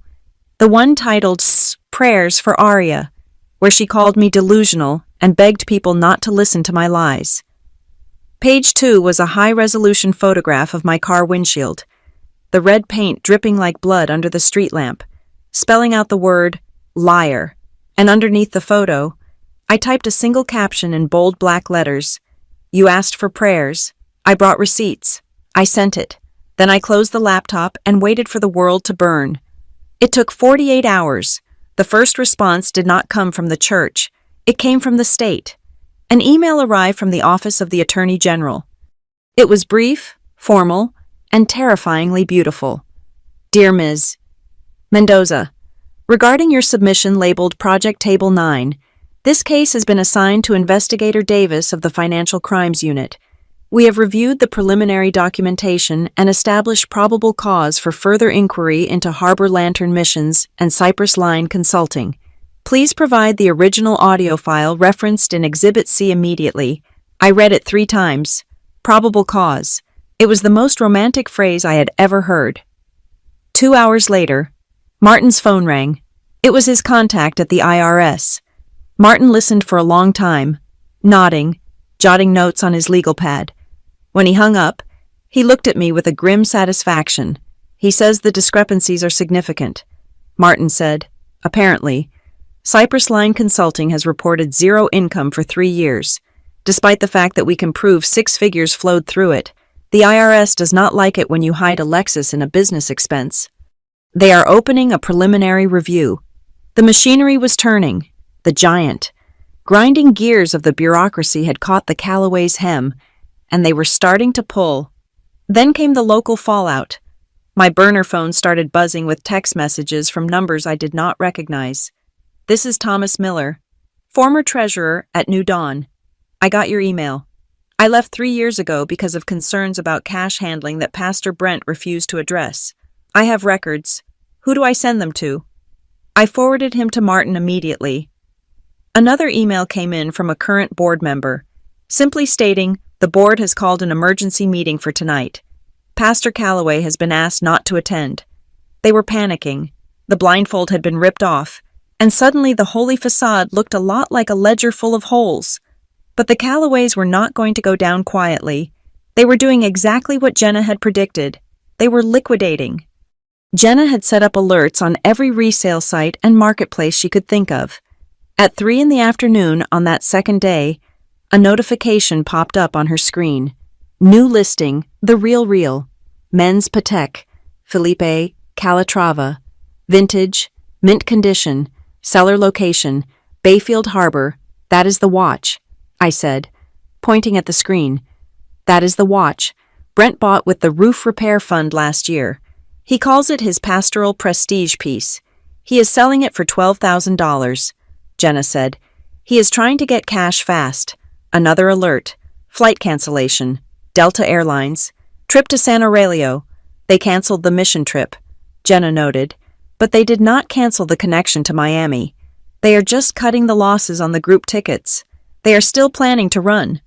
Then came the banking alert. Because I was still listed as a contact on the old joint account, the one I had never been able to close, I got a notification of a transfer initiation. Transfer of $55,000 from New Dawn Savings to Cypress Line Consulting. They are draining the church, I whispered. They know the board is meeting tonight. They are taking everything that is not nailed down before the accounts get frozen. Martin looked at the timeline on the wall. They are getting ready to jump, he said. They are moving the liquid assets to the entity they control, and then they will wire it offshore before anyone can get a judge to sign a freeze order. My own family was calling for my head. On Facebook, my Aunt Sarah Lydia's biggest enabler posted a long, rambling status update.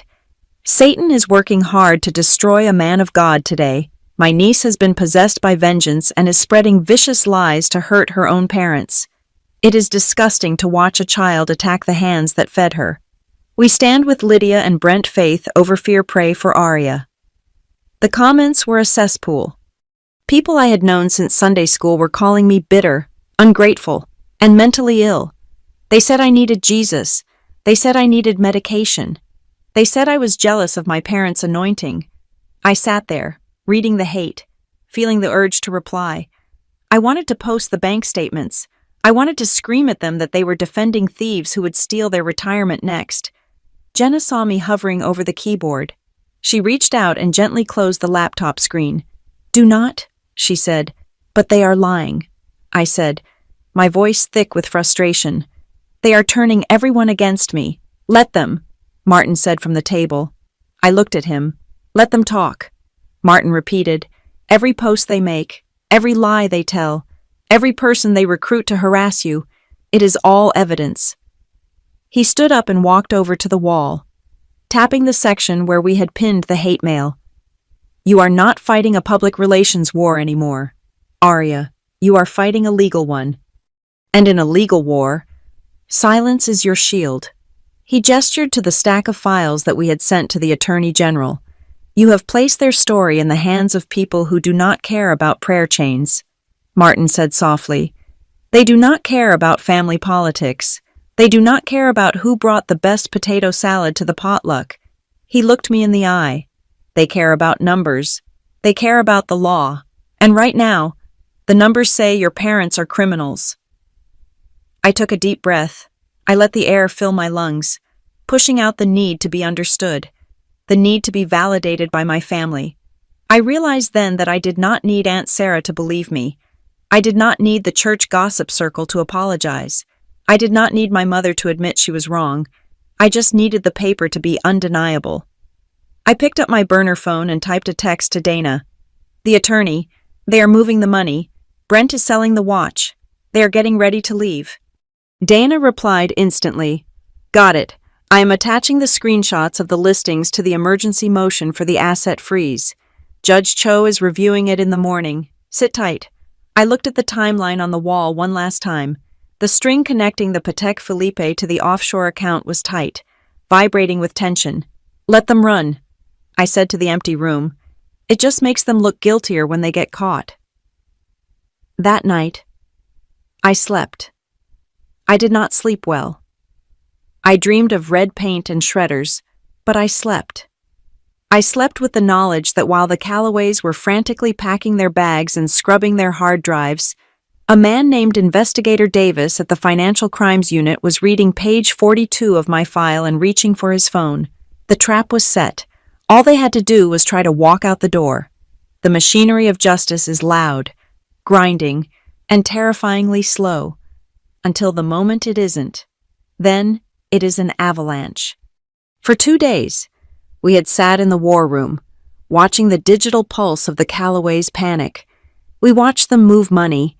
We watched them list heirlooms. We watched them book flights. But while we were watching them, the state of California was finally watching the paper. Investigator Davis from the Financial Crimes Unit had not just read the honor file, he had weaponized it. He had reached out to the Bayfield Police Department, specifically to a Detective Monroe, a man who had previously dismissed my complaints as a domestic squabble.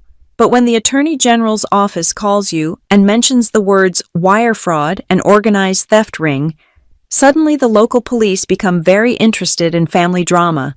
Together, they had gone to a judge. They presented the evidence of the offshore accounts, the shell companies, and the imminent flight risk posed by the airline tickets to Miami. The judge did not hesitate. She signed an emergency asset freeze on every account tied to Lydia Callaway. Brent Calloway, Harbor Lantern Missions, and Cypress Line Consulting. Then, she signed a no-knock search warrant for the house on Maple Ridge Drive. And finally, she signed a judicial order to drill open their safe deposit box at Bayfield Community Bank. It all went down at 6:15 in the morning on a Tuesday. The sun was just starting to bleed through the fog in Bayfield Harbor, in Maple Ridge Estates. The sprinklers were hissing on the manicured lawns. It was the kind of quiet, respectable morning that my mother lived for. I was not there. I was sitting on my couch in the apartment, huddled under a blanket with Jenna, on the coffee table. Jenna's laptop was open, streaming a live feed. We did not have access to my parents' security system. Brent had changed those passwords hours ago.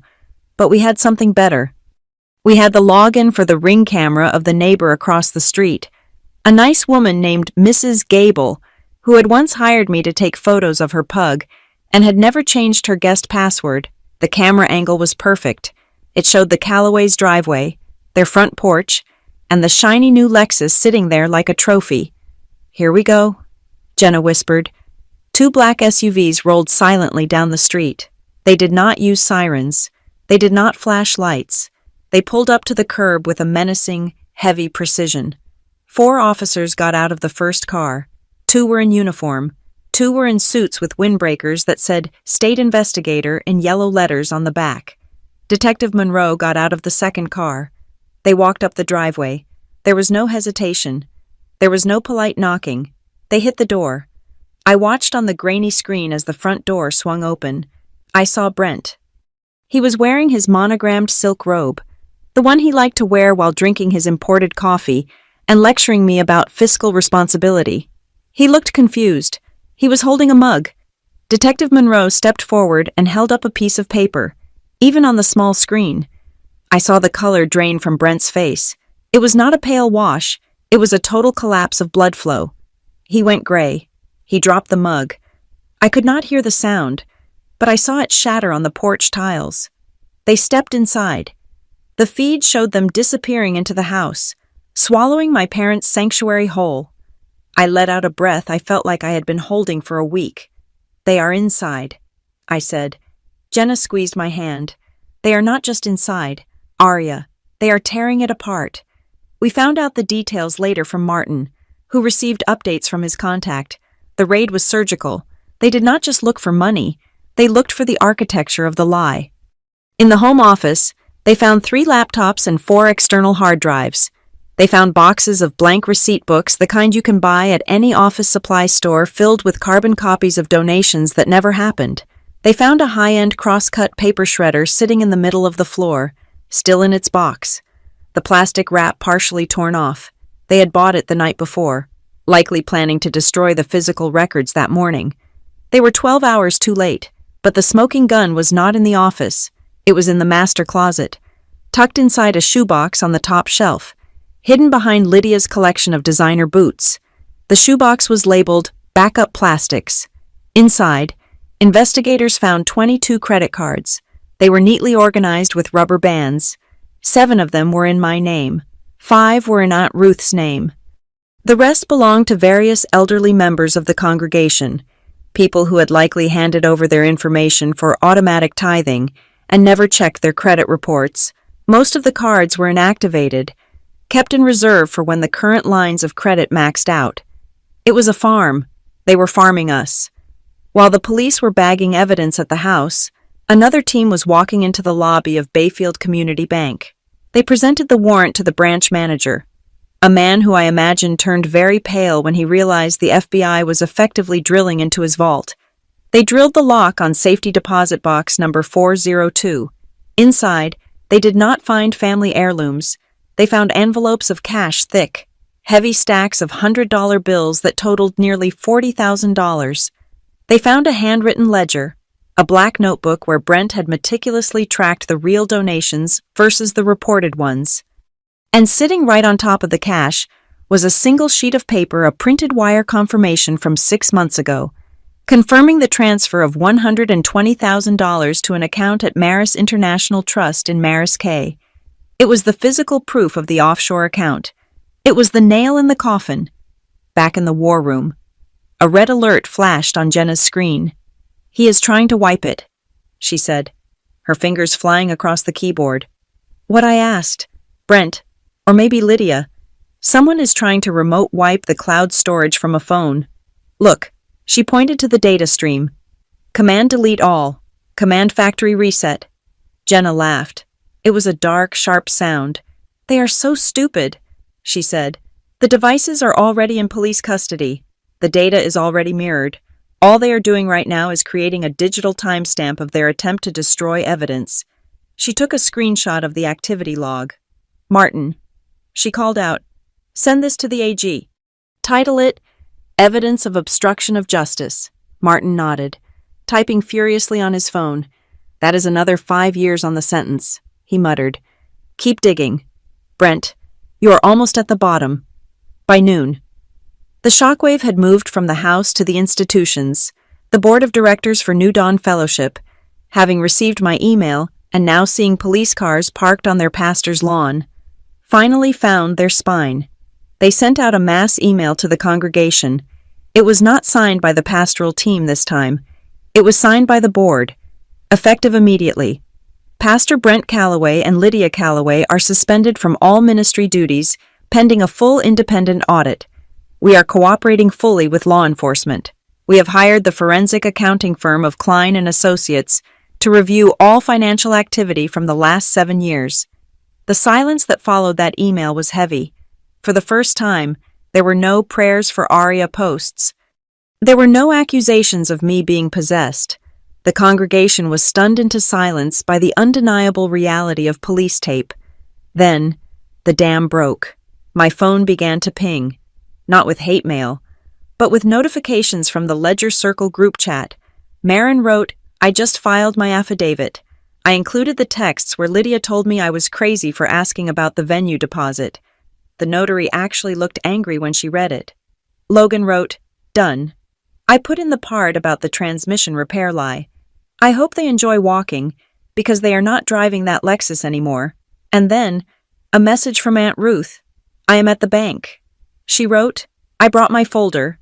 I asked to speak to the manager about reporting elder financial abuse.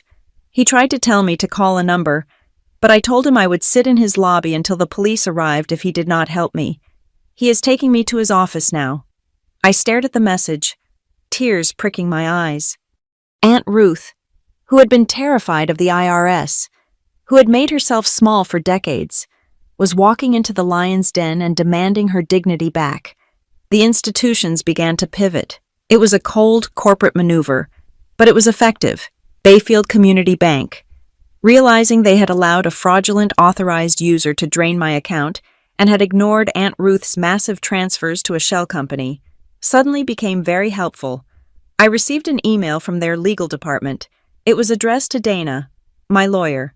"Dear Ms. Lyle, in light of the ongoing criminal investigation and the evidence provided regarding the unauthorized access to Ms. Mendoza's funds, we are opening an internal review. We are committed to full cooperation with the State Attorney General. Translation, please do not sue us for negligence. We are on your side now." North Star Online Finance was even faster. They sent a letter stating that the loan in my name had been flagged as identity theft confirmed, and that they were freezing the balance and interest accumulation while they processed the discharge paperwork. They were scrambling. They knew they had lent $20,000 to a fraudster using a stolen Social Security number, and they knew the state was watching. By 3 p.m, the story had leaked to the press. A reporter from the Bayfield Chronicle, a woman named Sarah Jenkins, who had been covering the city council for years, started calling around. She had seen the police cars. She had heard the whispers about the audit. She sent an email to the general inbox at Comet Street Coffee, asking if anyone knew Aria Mendoza, and if she cared to comment on the alleged financial irregularities at New Dawn Fellowship. I did not reply. I did not have to. The story was writing itself now. I sat in the war room, the adrenaline of the morning fading into a deep, bone-weary exhaustion. The wall of butcher paper was still there, covered in red string and evidence, but it looked different now. It did not look like a conspiracy theory. It looked like a history book. I opened my laptop and logged into my credit monitoring service. I wanted to see it. I typed in my password, the new one, the long, complicated one that no one else knew. The page loaded. The score was still low. You cannot fix a credit score in a day, but under the Alerts section, there was a new line item. Dispute status, under investigation. Remarks account, frozen by consumer. Police report filed. It was not a victory. The money was not back yet. The debt was still technically there. But those words, under investigation, were the most beautiful things I had ever read. It meant I was not crazy. It meant I was not lying. It meant that the system, which had been used to crush me, was finally turning its heavy head to look at the people holding the hammer. Jenna walked over to the floor lamp. She looked at the wall, then at me.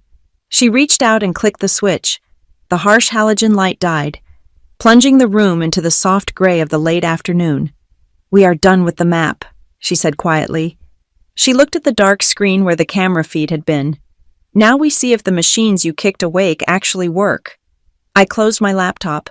I felt light, untethered, like an astronaut who had just cut the cord. "They are working," I said. "I can hear them grinding." Martin packed his briefcase.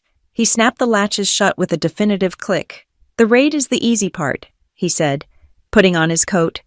"Now comes the paperwork. Now comes the grand jury." But tonight, he looked at me with a rare, genuine smile. "Tonight, Arya, you sleep like a baby. Because for the first time in your life, your parents are the ones awake, wondering who is knocking at the door." The courtroom did not look like the ones on television. There was no rich mahogany paneling, no dramatic lighting, and no hushed gallery full of weeping spectators. Courtroom 3 of the Bayfield County Superior Court was a windowless box that smelled intensely of industrial lemon cleaner and stale, burnt coffee. The fluorescent lights buzzed with a low, maddening hum that seemed to drill directly into the base of my skull. I sat at the plaintiff's table beside Dana Lyle, my legal aid attorney. Dana was arranging her files with the precision of a surgeon preparing for an operation. On the table sat the Honor File Project Table 9 printed out, bound in 3-ring binders, and looking thick enough to stop a bullet. To my left, at the defense table, sat my parents. Lydia and Brent Calloway looked smaller than I had ever seen them. Without the staging of their pulpit or the lighting of their perfectly curated living room, they looked shrunken. Lydia was wearing a gray cardigan that washed her out, her hands twisting a tissue into a tight, white rope. Brent was staring straight ahead, his jaw clenched so tight I could see the muscle jumping in his cheek. Their lawyer, Mr.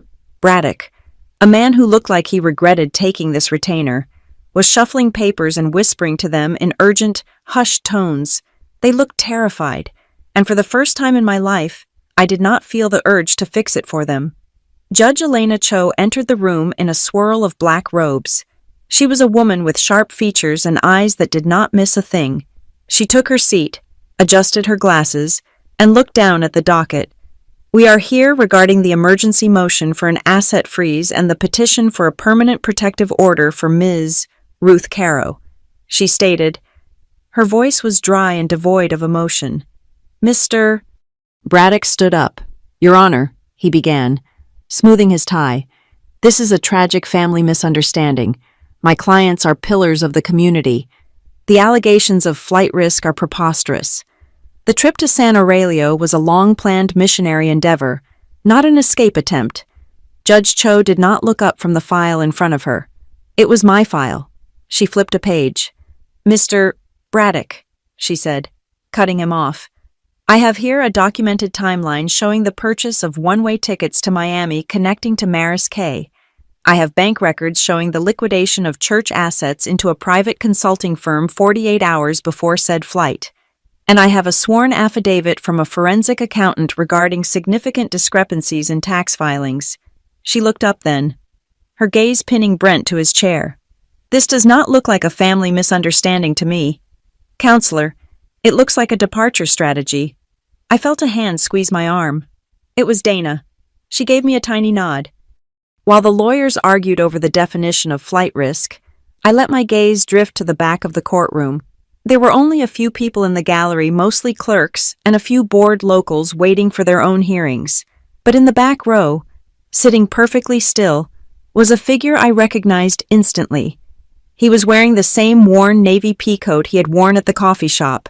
His gray hair was cut short, military style. His hands were folded in his lap, resting on top of a thick manila envelope. It was the man from Comet Street, the man who had tipped me $1,500, the man whose receipt was currently taped inside my journal. He met my eyes. He did not smile. He just nodded, a single, solemn dip of his chin. My heart started to race. Why was he here? Was he a creditor? Had my parents scammed him too? The courtroom clerk leaned over and whispered something to Judge Cho. The judge frowned, then looked at the piece of paper the clerk handed her. She cleared her throat. I have been informed that an interested party has filed a motion to be heard regarding the assets in question. She said, Mr. Braddock threw his hands up. Your Honor, we object. We have not been notified of any third-party claimants. Judge Cho ignored him. Mr. Edmund Caro, she called out. The name hit me like a physical blow. Caro. The receipt. Caro. My mother's maiden name was Pierce, but Pierce was her mother's name. I knew nothing about her father. The story Lydia had always told me was that her father was a drunk, a bitter man who died broke and alone when she was 20. She used him as a cautionary tale about what happens when you do not have faith. The old man stood up. He walked to the front of the courtroom with a steady, rolling gait, the walk of a man who had spent time on ships or factory floors.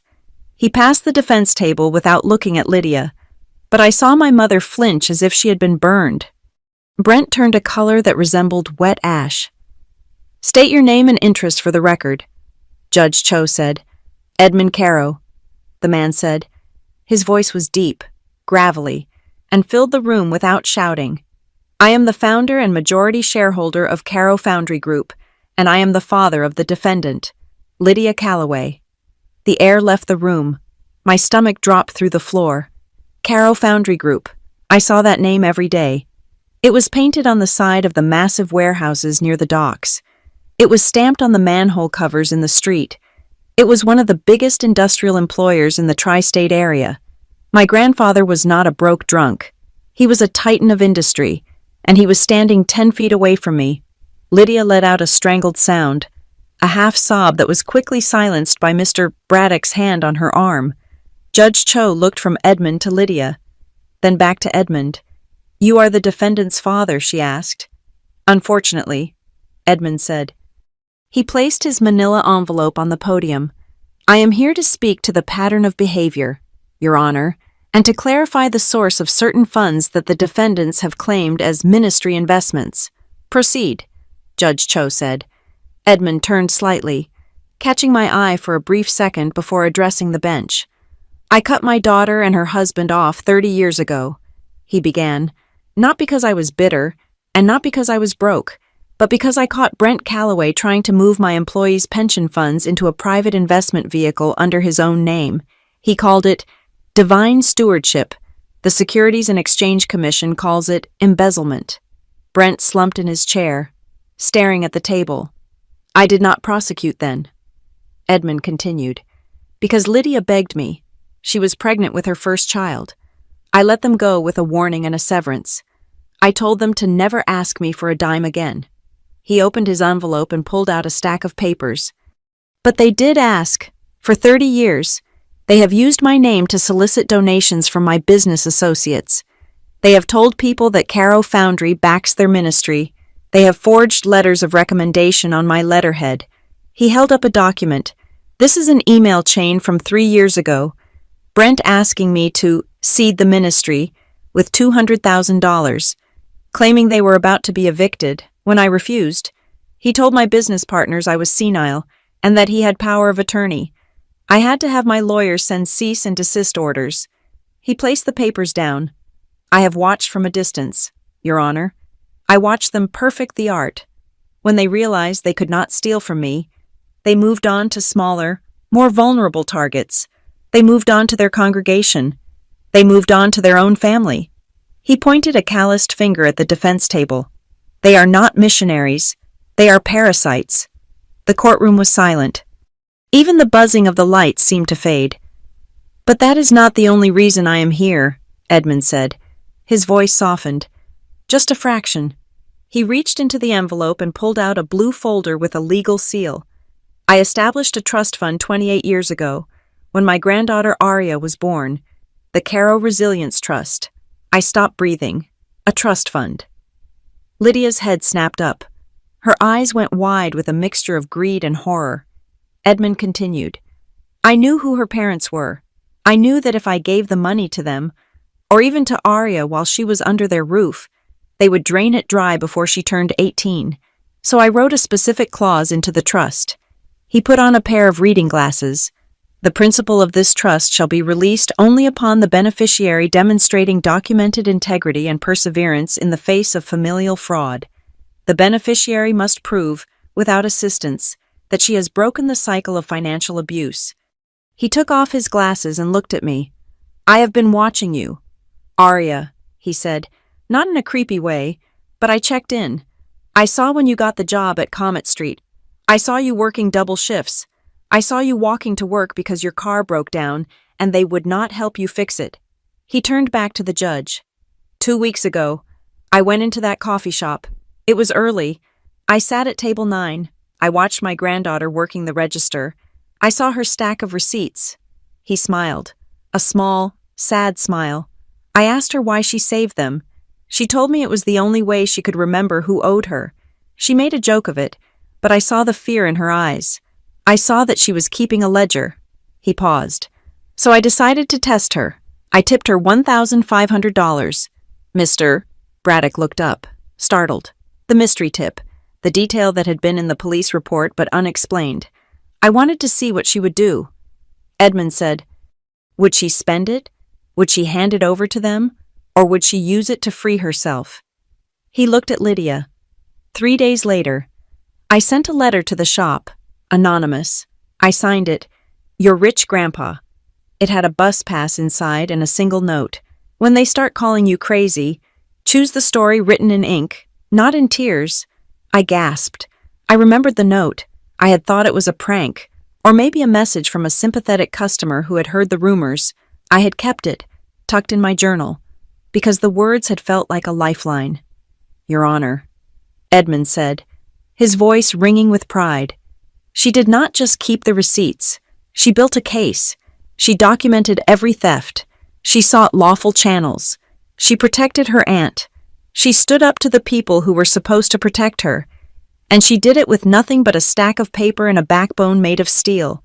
He placed his hand on the blue folder. She has met the condition. She has exceeded the condition. He turned to Judge Cho.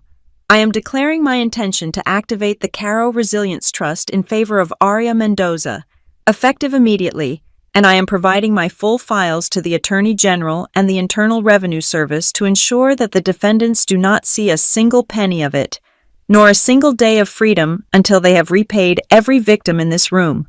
Judge Cho sat back in her chair. She looked at the thick file Edmund had placed on the podium. She looked at the honor file on my table. And then she looked at Lydia and Brent. Lydia was weeping now, but it was not the pretty, staged crying she usually did. It was the ugly, gasping sobbing of a woman who realized the game was over. Brent was staring at Edmund with a look of pure, unadulterated hatred. Judge Cho picked up her gavel. The court accepts Mr. Caro's filing as corroborating evidence of a sustained pattern of fraud, she said. Her voice was like iron. She looked at Mr. Braddock. Counselor, your argument that this is a family feud is officially rejected. The court views this as a criminal enterprise operating under the guise of a religious institution. She banged the gavel. It sounded like a gunshot. The motion for the asset freeze is granted and extended indefinitely. The protective order for Ruth Caro is granted. Permanent, 500 yards. And regarding the defendants, she glared at them. I am revoking bail. You are remanded to custody pending the filing of federal charges. 2 bailiffs stepped forward. I watched as my mother stood up. She looked at me. For a second, I thought she might apologize. I thought she might finally be a mother. You ungrateful brat, she hissed. You ruined everything." The bailiff grabbed her arm and spun her around. I did not flinch. I did not look away. I looked past her. To the tall, broad-shouldered man in the navy peacoat standing at the podium. Edmund Caro winked at me. It was not a playful wink. It was a signal. It was an acknowledgement. I looked down at my hands. They were steady. The hearing was over. The trust was real. The money real money. Safe money. Money that came with no strings attached, except the truth was waiting. But as I watched them lead my parents away in handcuffs, I realized something. The $1,500 had never been about the money. It had been a permission slip. It had been permission to stop being a victim and start being an accountant. And the old man was right. The ink told a much better story than the tears ever did. You would think that after being humiliated in open court, stripped of their assets, and ordered to surrender their passports by 5 p.m, my parents would have gone home and hidden under the covers.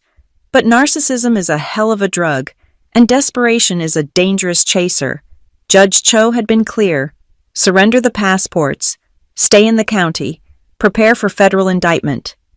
Instead, Lydia and Brent Calloway decided to pull one last, incredibly foolish trick. They did not go to the courthouse to hand over their documents. They went to the passport agency in the city, armed with a fresh lie about their originals being lost in a home burglary, and expedited 2 emergency passports. Then, they drove straight to Bayfield Harbor International Airport. It was 6 a.m. on a Wednesday. They were booked on a different flight this time, a budget carrier connecting through Dallas to Mexico City, and then presumably onto Maris Cay. They stood in the boarding line at Gate B12, wearing oversized sunglasses and hats, looking like bad celebrities trying to avoid paparazzi. I was not there, but I watched the footage later. It was better than any movie I could have paid to see. Just as the gate agent scanned Brent's boarding pass, the line stopped. Detective Monroe stepped out from the jet bridge door. He was flanked by 2 state investigators in windbreakers, Brent Calloway Monroe asked, his voice loud enough to carry over the terminal announcements. Brent froze. He dropped his carry-on bag. It hit the floor with a heavy thud. Lydia tried to pivot. She actually tried to turn around and walk back through the line of people, pushing past a mother with a stroller. "Excuse me," she muttered, panic rising in her voice. "I need to use the restroom. I forgot something." One of the state investigators stepped in her path. "You are not going to the restroom, Mrs. Calloway," he said. "You are going to jail." The entire gate area went silent. Then, inevitably, the phones came out. Passengers started recording. Monroe grabbed Brent's wrists and spun him around. "You are under arrest for violation of a court order, flight to avoid prosecution, and multiple counts of wire fraud," Monroe announced. He clicked the handcuffs shut. Click, click, Lydia screamed. It was not a scream of fear. It was a scream of indignation. "This is a mistake," she shrieked as the investigator cuffed her. "We are missionaries. We are on the Lord's business." "The Lord does not require emergency passports for a flight to a non-extradition country," Monroe said dryly. They searched Brent's leather briefcase right there on the carpet of the terminal. Inside, they found the lost original passports tucked into a side pocket. They found a handwritten list of offshore contact numbers, and most damning of all, they found a note in Brent's handwriting listing the names of 5 major donors and the amounts he intended to leverage before disappearing. It was not just flight. It was premeditated theft in progress. The video of their arrest hit the local news by noon. By the time they were arraigned at 2 p.m, the courtroom was packed. The prosecutor did not hold back. He rattled off the charges like a grocery list of sins. Multiple counts of identity theft, including the theft against me and Aunt Ruth, wire fraud, tax evasion, money laundering, elder financial abuse. Judge Cho looked at them over her glasses. She looked at the emergency passport sitting on the evidence table. Bail is denied, she ruled. Her gavel strike was the final period at the end of their sentence. The defendants are a flight risk and a danger to the financial community, remanded to custody. As the bailiffs led them away, Lydia weeping about persecution, Brent silent and gray. I felt a weight lift off my chest that I had not realized was crushing me. The collapse of their empire happened quickly after that. North Star Online Finance, realizing they were about to be dragged into a public relations nightmare for lending nearly $20,000 to identity thieves, sent a formal letter to my lawyer. Dana, Dear Ms. Mendoza, we have completed our fraud investigation. The loan in the amount of $19,800 has been voided. All interest and fees have been waived. We apologize for the distress caused by our verification failure and have agreed to reimburse your legal fees. 2 days later, Bayfield Community Bank followed suit. Under immense pressure from the Attorney General and the IRS, they restored the $11,600 stolen from my savings account, plus interest. They also issued a formal letter of correction to all 3 credit bureaus, stating that the adverse history was a result of criminal fraud. I sat in the war room, which was slowly turning back into a living room, and watched my credit score tick up. It was not back to 700 yet, but the delinquent flags were gone. I was solvent again. The church fell apart even faster. The forensic audit report was released to the congregation on Sunday morning. It was devastating. Over 80% of the so-called mission funds raised for the San Aurelio orphanage had never left Bayfield Harbor. Instead, the money had gone to luxury car leases, pastoral retreats at 5-star spas, and of course, the infamous Patek Philippe watch. The board of directors publicly severed all ties with Lydia and Brent. They announced a class action lawsuit to recover the stolen funds and dissolve the sham charity, Harbor Lantern Missions.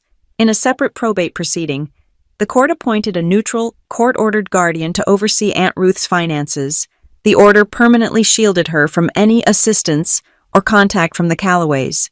Ruth called me that night, crying happy tears. For the first time in years, she was not afraid to answer her phone, but the real turning point came on a Tuesday afternoon, 2 weeks after the arrest. I met Edmund Caro at a small, cluttered law office downtown. The room smelled of old paper and dust, a smell that I was starting to associate with justice. Edmund slid a thick folder across the mahogany table. The Caro Resilience Trust, he said. I opened it. It was a thick document, filled with legal jargon. But the terms were clear. It was not a handout. It was not a blank check. It was a partnership. The trust outlined a matching grant structure. For every dollar I raised and invested legitimately into a business, the trust would match it 3 to 1. It would cover the startup costs for a commercial space. It would cover the equipment. But there were conditions. You have to file clean books, Edmund said, tapping the paper with his finger. Monthly audits, independent accountant, no borrowing from the till, no commingling of funds. He looked me dead in the eye. If you ever run a ministry-style game, Aria, if you ever try to leverage people's guilt for money, the trust revokes itself immediately and the assets revert to charity. I looked at the contract. It was strict. It was rigorous. It was exactly what I needed. I do not want free money, I said. I just want a fair start. Edmund handed me a pen, a heavy, expensive fountain pen. Then sign, he said. I signed my name, Aria Mendoza. The hand that held the pen was steady. I let out a shaky laugh as I put the final period on the signature. Done, I whispered. The next day, my phone rang. It was the brand manager from Sunrise Pantry. He had read the follow-up story in the Bayfield Chronicle, titled Barista Exposes Church Fraud Ring. Aria, he said, sounding humble. Look, we made a mistake. We got scared of the noise, but we see the truth now, the way you handled this, the documentation, the professionalism. It is impressive, he paused. We want to rehire you, not as a freelancer. We want to sign a long-term contract with your company, my company, I repeated, tasting the words. Mendoza and Company Visuals, he said, or whatever you decide to call it. We have a spring campaign that needs shooting, and we want you to lead it. 6 months later, the smell of stale detergent and damp lint was finally gone, replaced by the rich, dark aroma of single-origin espresso and the chemical tang of developer fluid. I stood in the center of the empty shell of an old laundromat across the street from Comet Street Coffee. The floors had been stripped down to the original concrete. The walls were freshly painted a crisp, gallery white. I held the lease in my hand. This was it. Ledger and light, a hybrid space, specialty coffee in the front, a professional photography studio in the back, a place where local makers could get their products shot professionally while drinking the best pour-over in the city. The late afternoon sun streamed through the front windows, painting golden rectangles on the floor. The bell above the door jingled. I turned to see Edmund Caro walking in. He was wearing his signature navy pea coat. Despite the mild weather, he was carrying a cardboard carrier with 2 drip coffees from Comet Street. He walked over to me and handed me a cup. Black, he said. No sugar. Thank you, I said. Taking it, the warmth seeped into my fingers. He looked around the empty space. He nodded approvingly at the exposed brick, at the counter framing that was just starting to go up. Good bones, he said. It needs work. I said, a lot of work, but the wiring is new, and the plumbing passes code. Edmund reached into his coat pocket. He pulled out a small, flat object. It was a piece of paper, carefully laminated in heavy plastic. He handed it to me. I looked down. It was the receipt, the original thermal paper slip from that morning at Comet Street. Tip $1,500. Signed E. Caro. The ink was starting to fade, but under the lamination, it was preserved forever. You kept the slips, Edmund said softly. That is why this place is yours. Most people throw them away. Most people want to forget the cost. You remembered. He took a sip of his coffee. Your parents are going to trial next month, he said. The prosecutor is asking for 10 years. They are going to have a lot of time to think about their accounting. I ran my thumb over the smooth plastic of the receipt. I do not hate them, I said, surprised to find it was true. I do not owe them anything anymore. The ledger is balanced. Edmund smiled. It was the first time I had seen him truly smile, and it made him look 10 years younger. That is the only freedom there is. Kid. He walked over to the front window and looked out at the street. I walked behind the rough frame of what would be the espresso bar.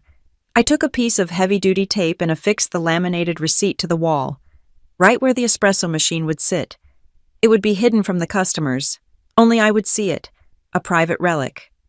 A reminder that when the world tries to gaslight you, when they try to steal your reality, you do not scream, you do not fight with tears, you fight with paper.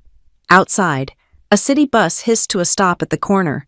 I watched it idly, remembering the days I sat in the back row, counting quarters for rent, terrified of my own phone. The bus doors opened, swallowed a few passengers, and rumbled away, leaving nothing but clear air behind it. I turned back to my empty shop. I could already picture the espresso machine gleaming under the lights. I could smell the grind. I could see the first honest shot being pulled dark, rich, and paid for with my own money. I took a sip of my coffee. It tasted like the future. Thank you so much for listening to Arya's story and following her journey from a victim of fraud to the owner of her own destiny. I would love to know where you are tuning in from today. So please comment your city or country down below. It is always amazing to see how far these stories travel. If you enjoyed this story, please make sure to subscribe to the Maya Revenge Stories channel, like this video, and hit that hype button to help us share this story with even more people.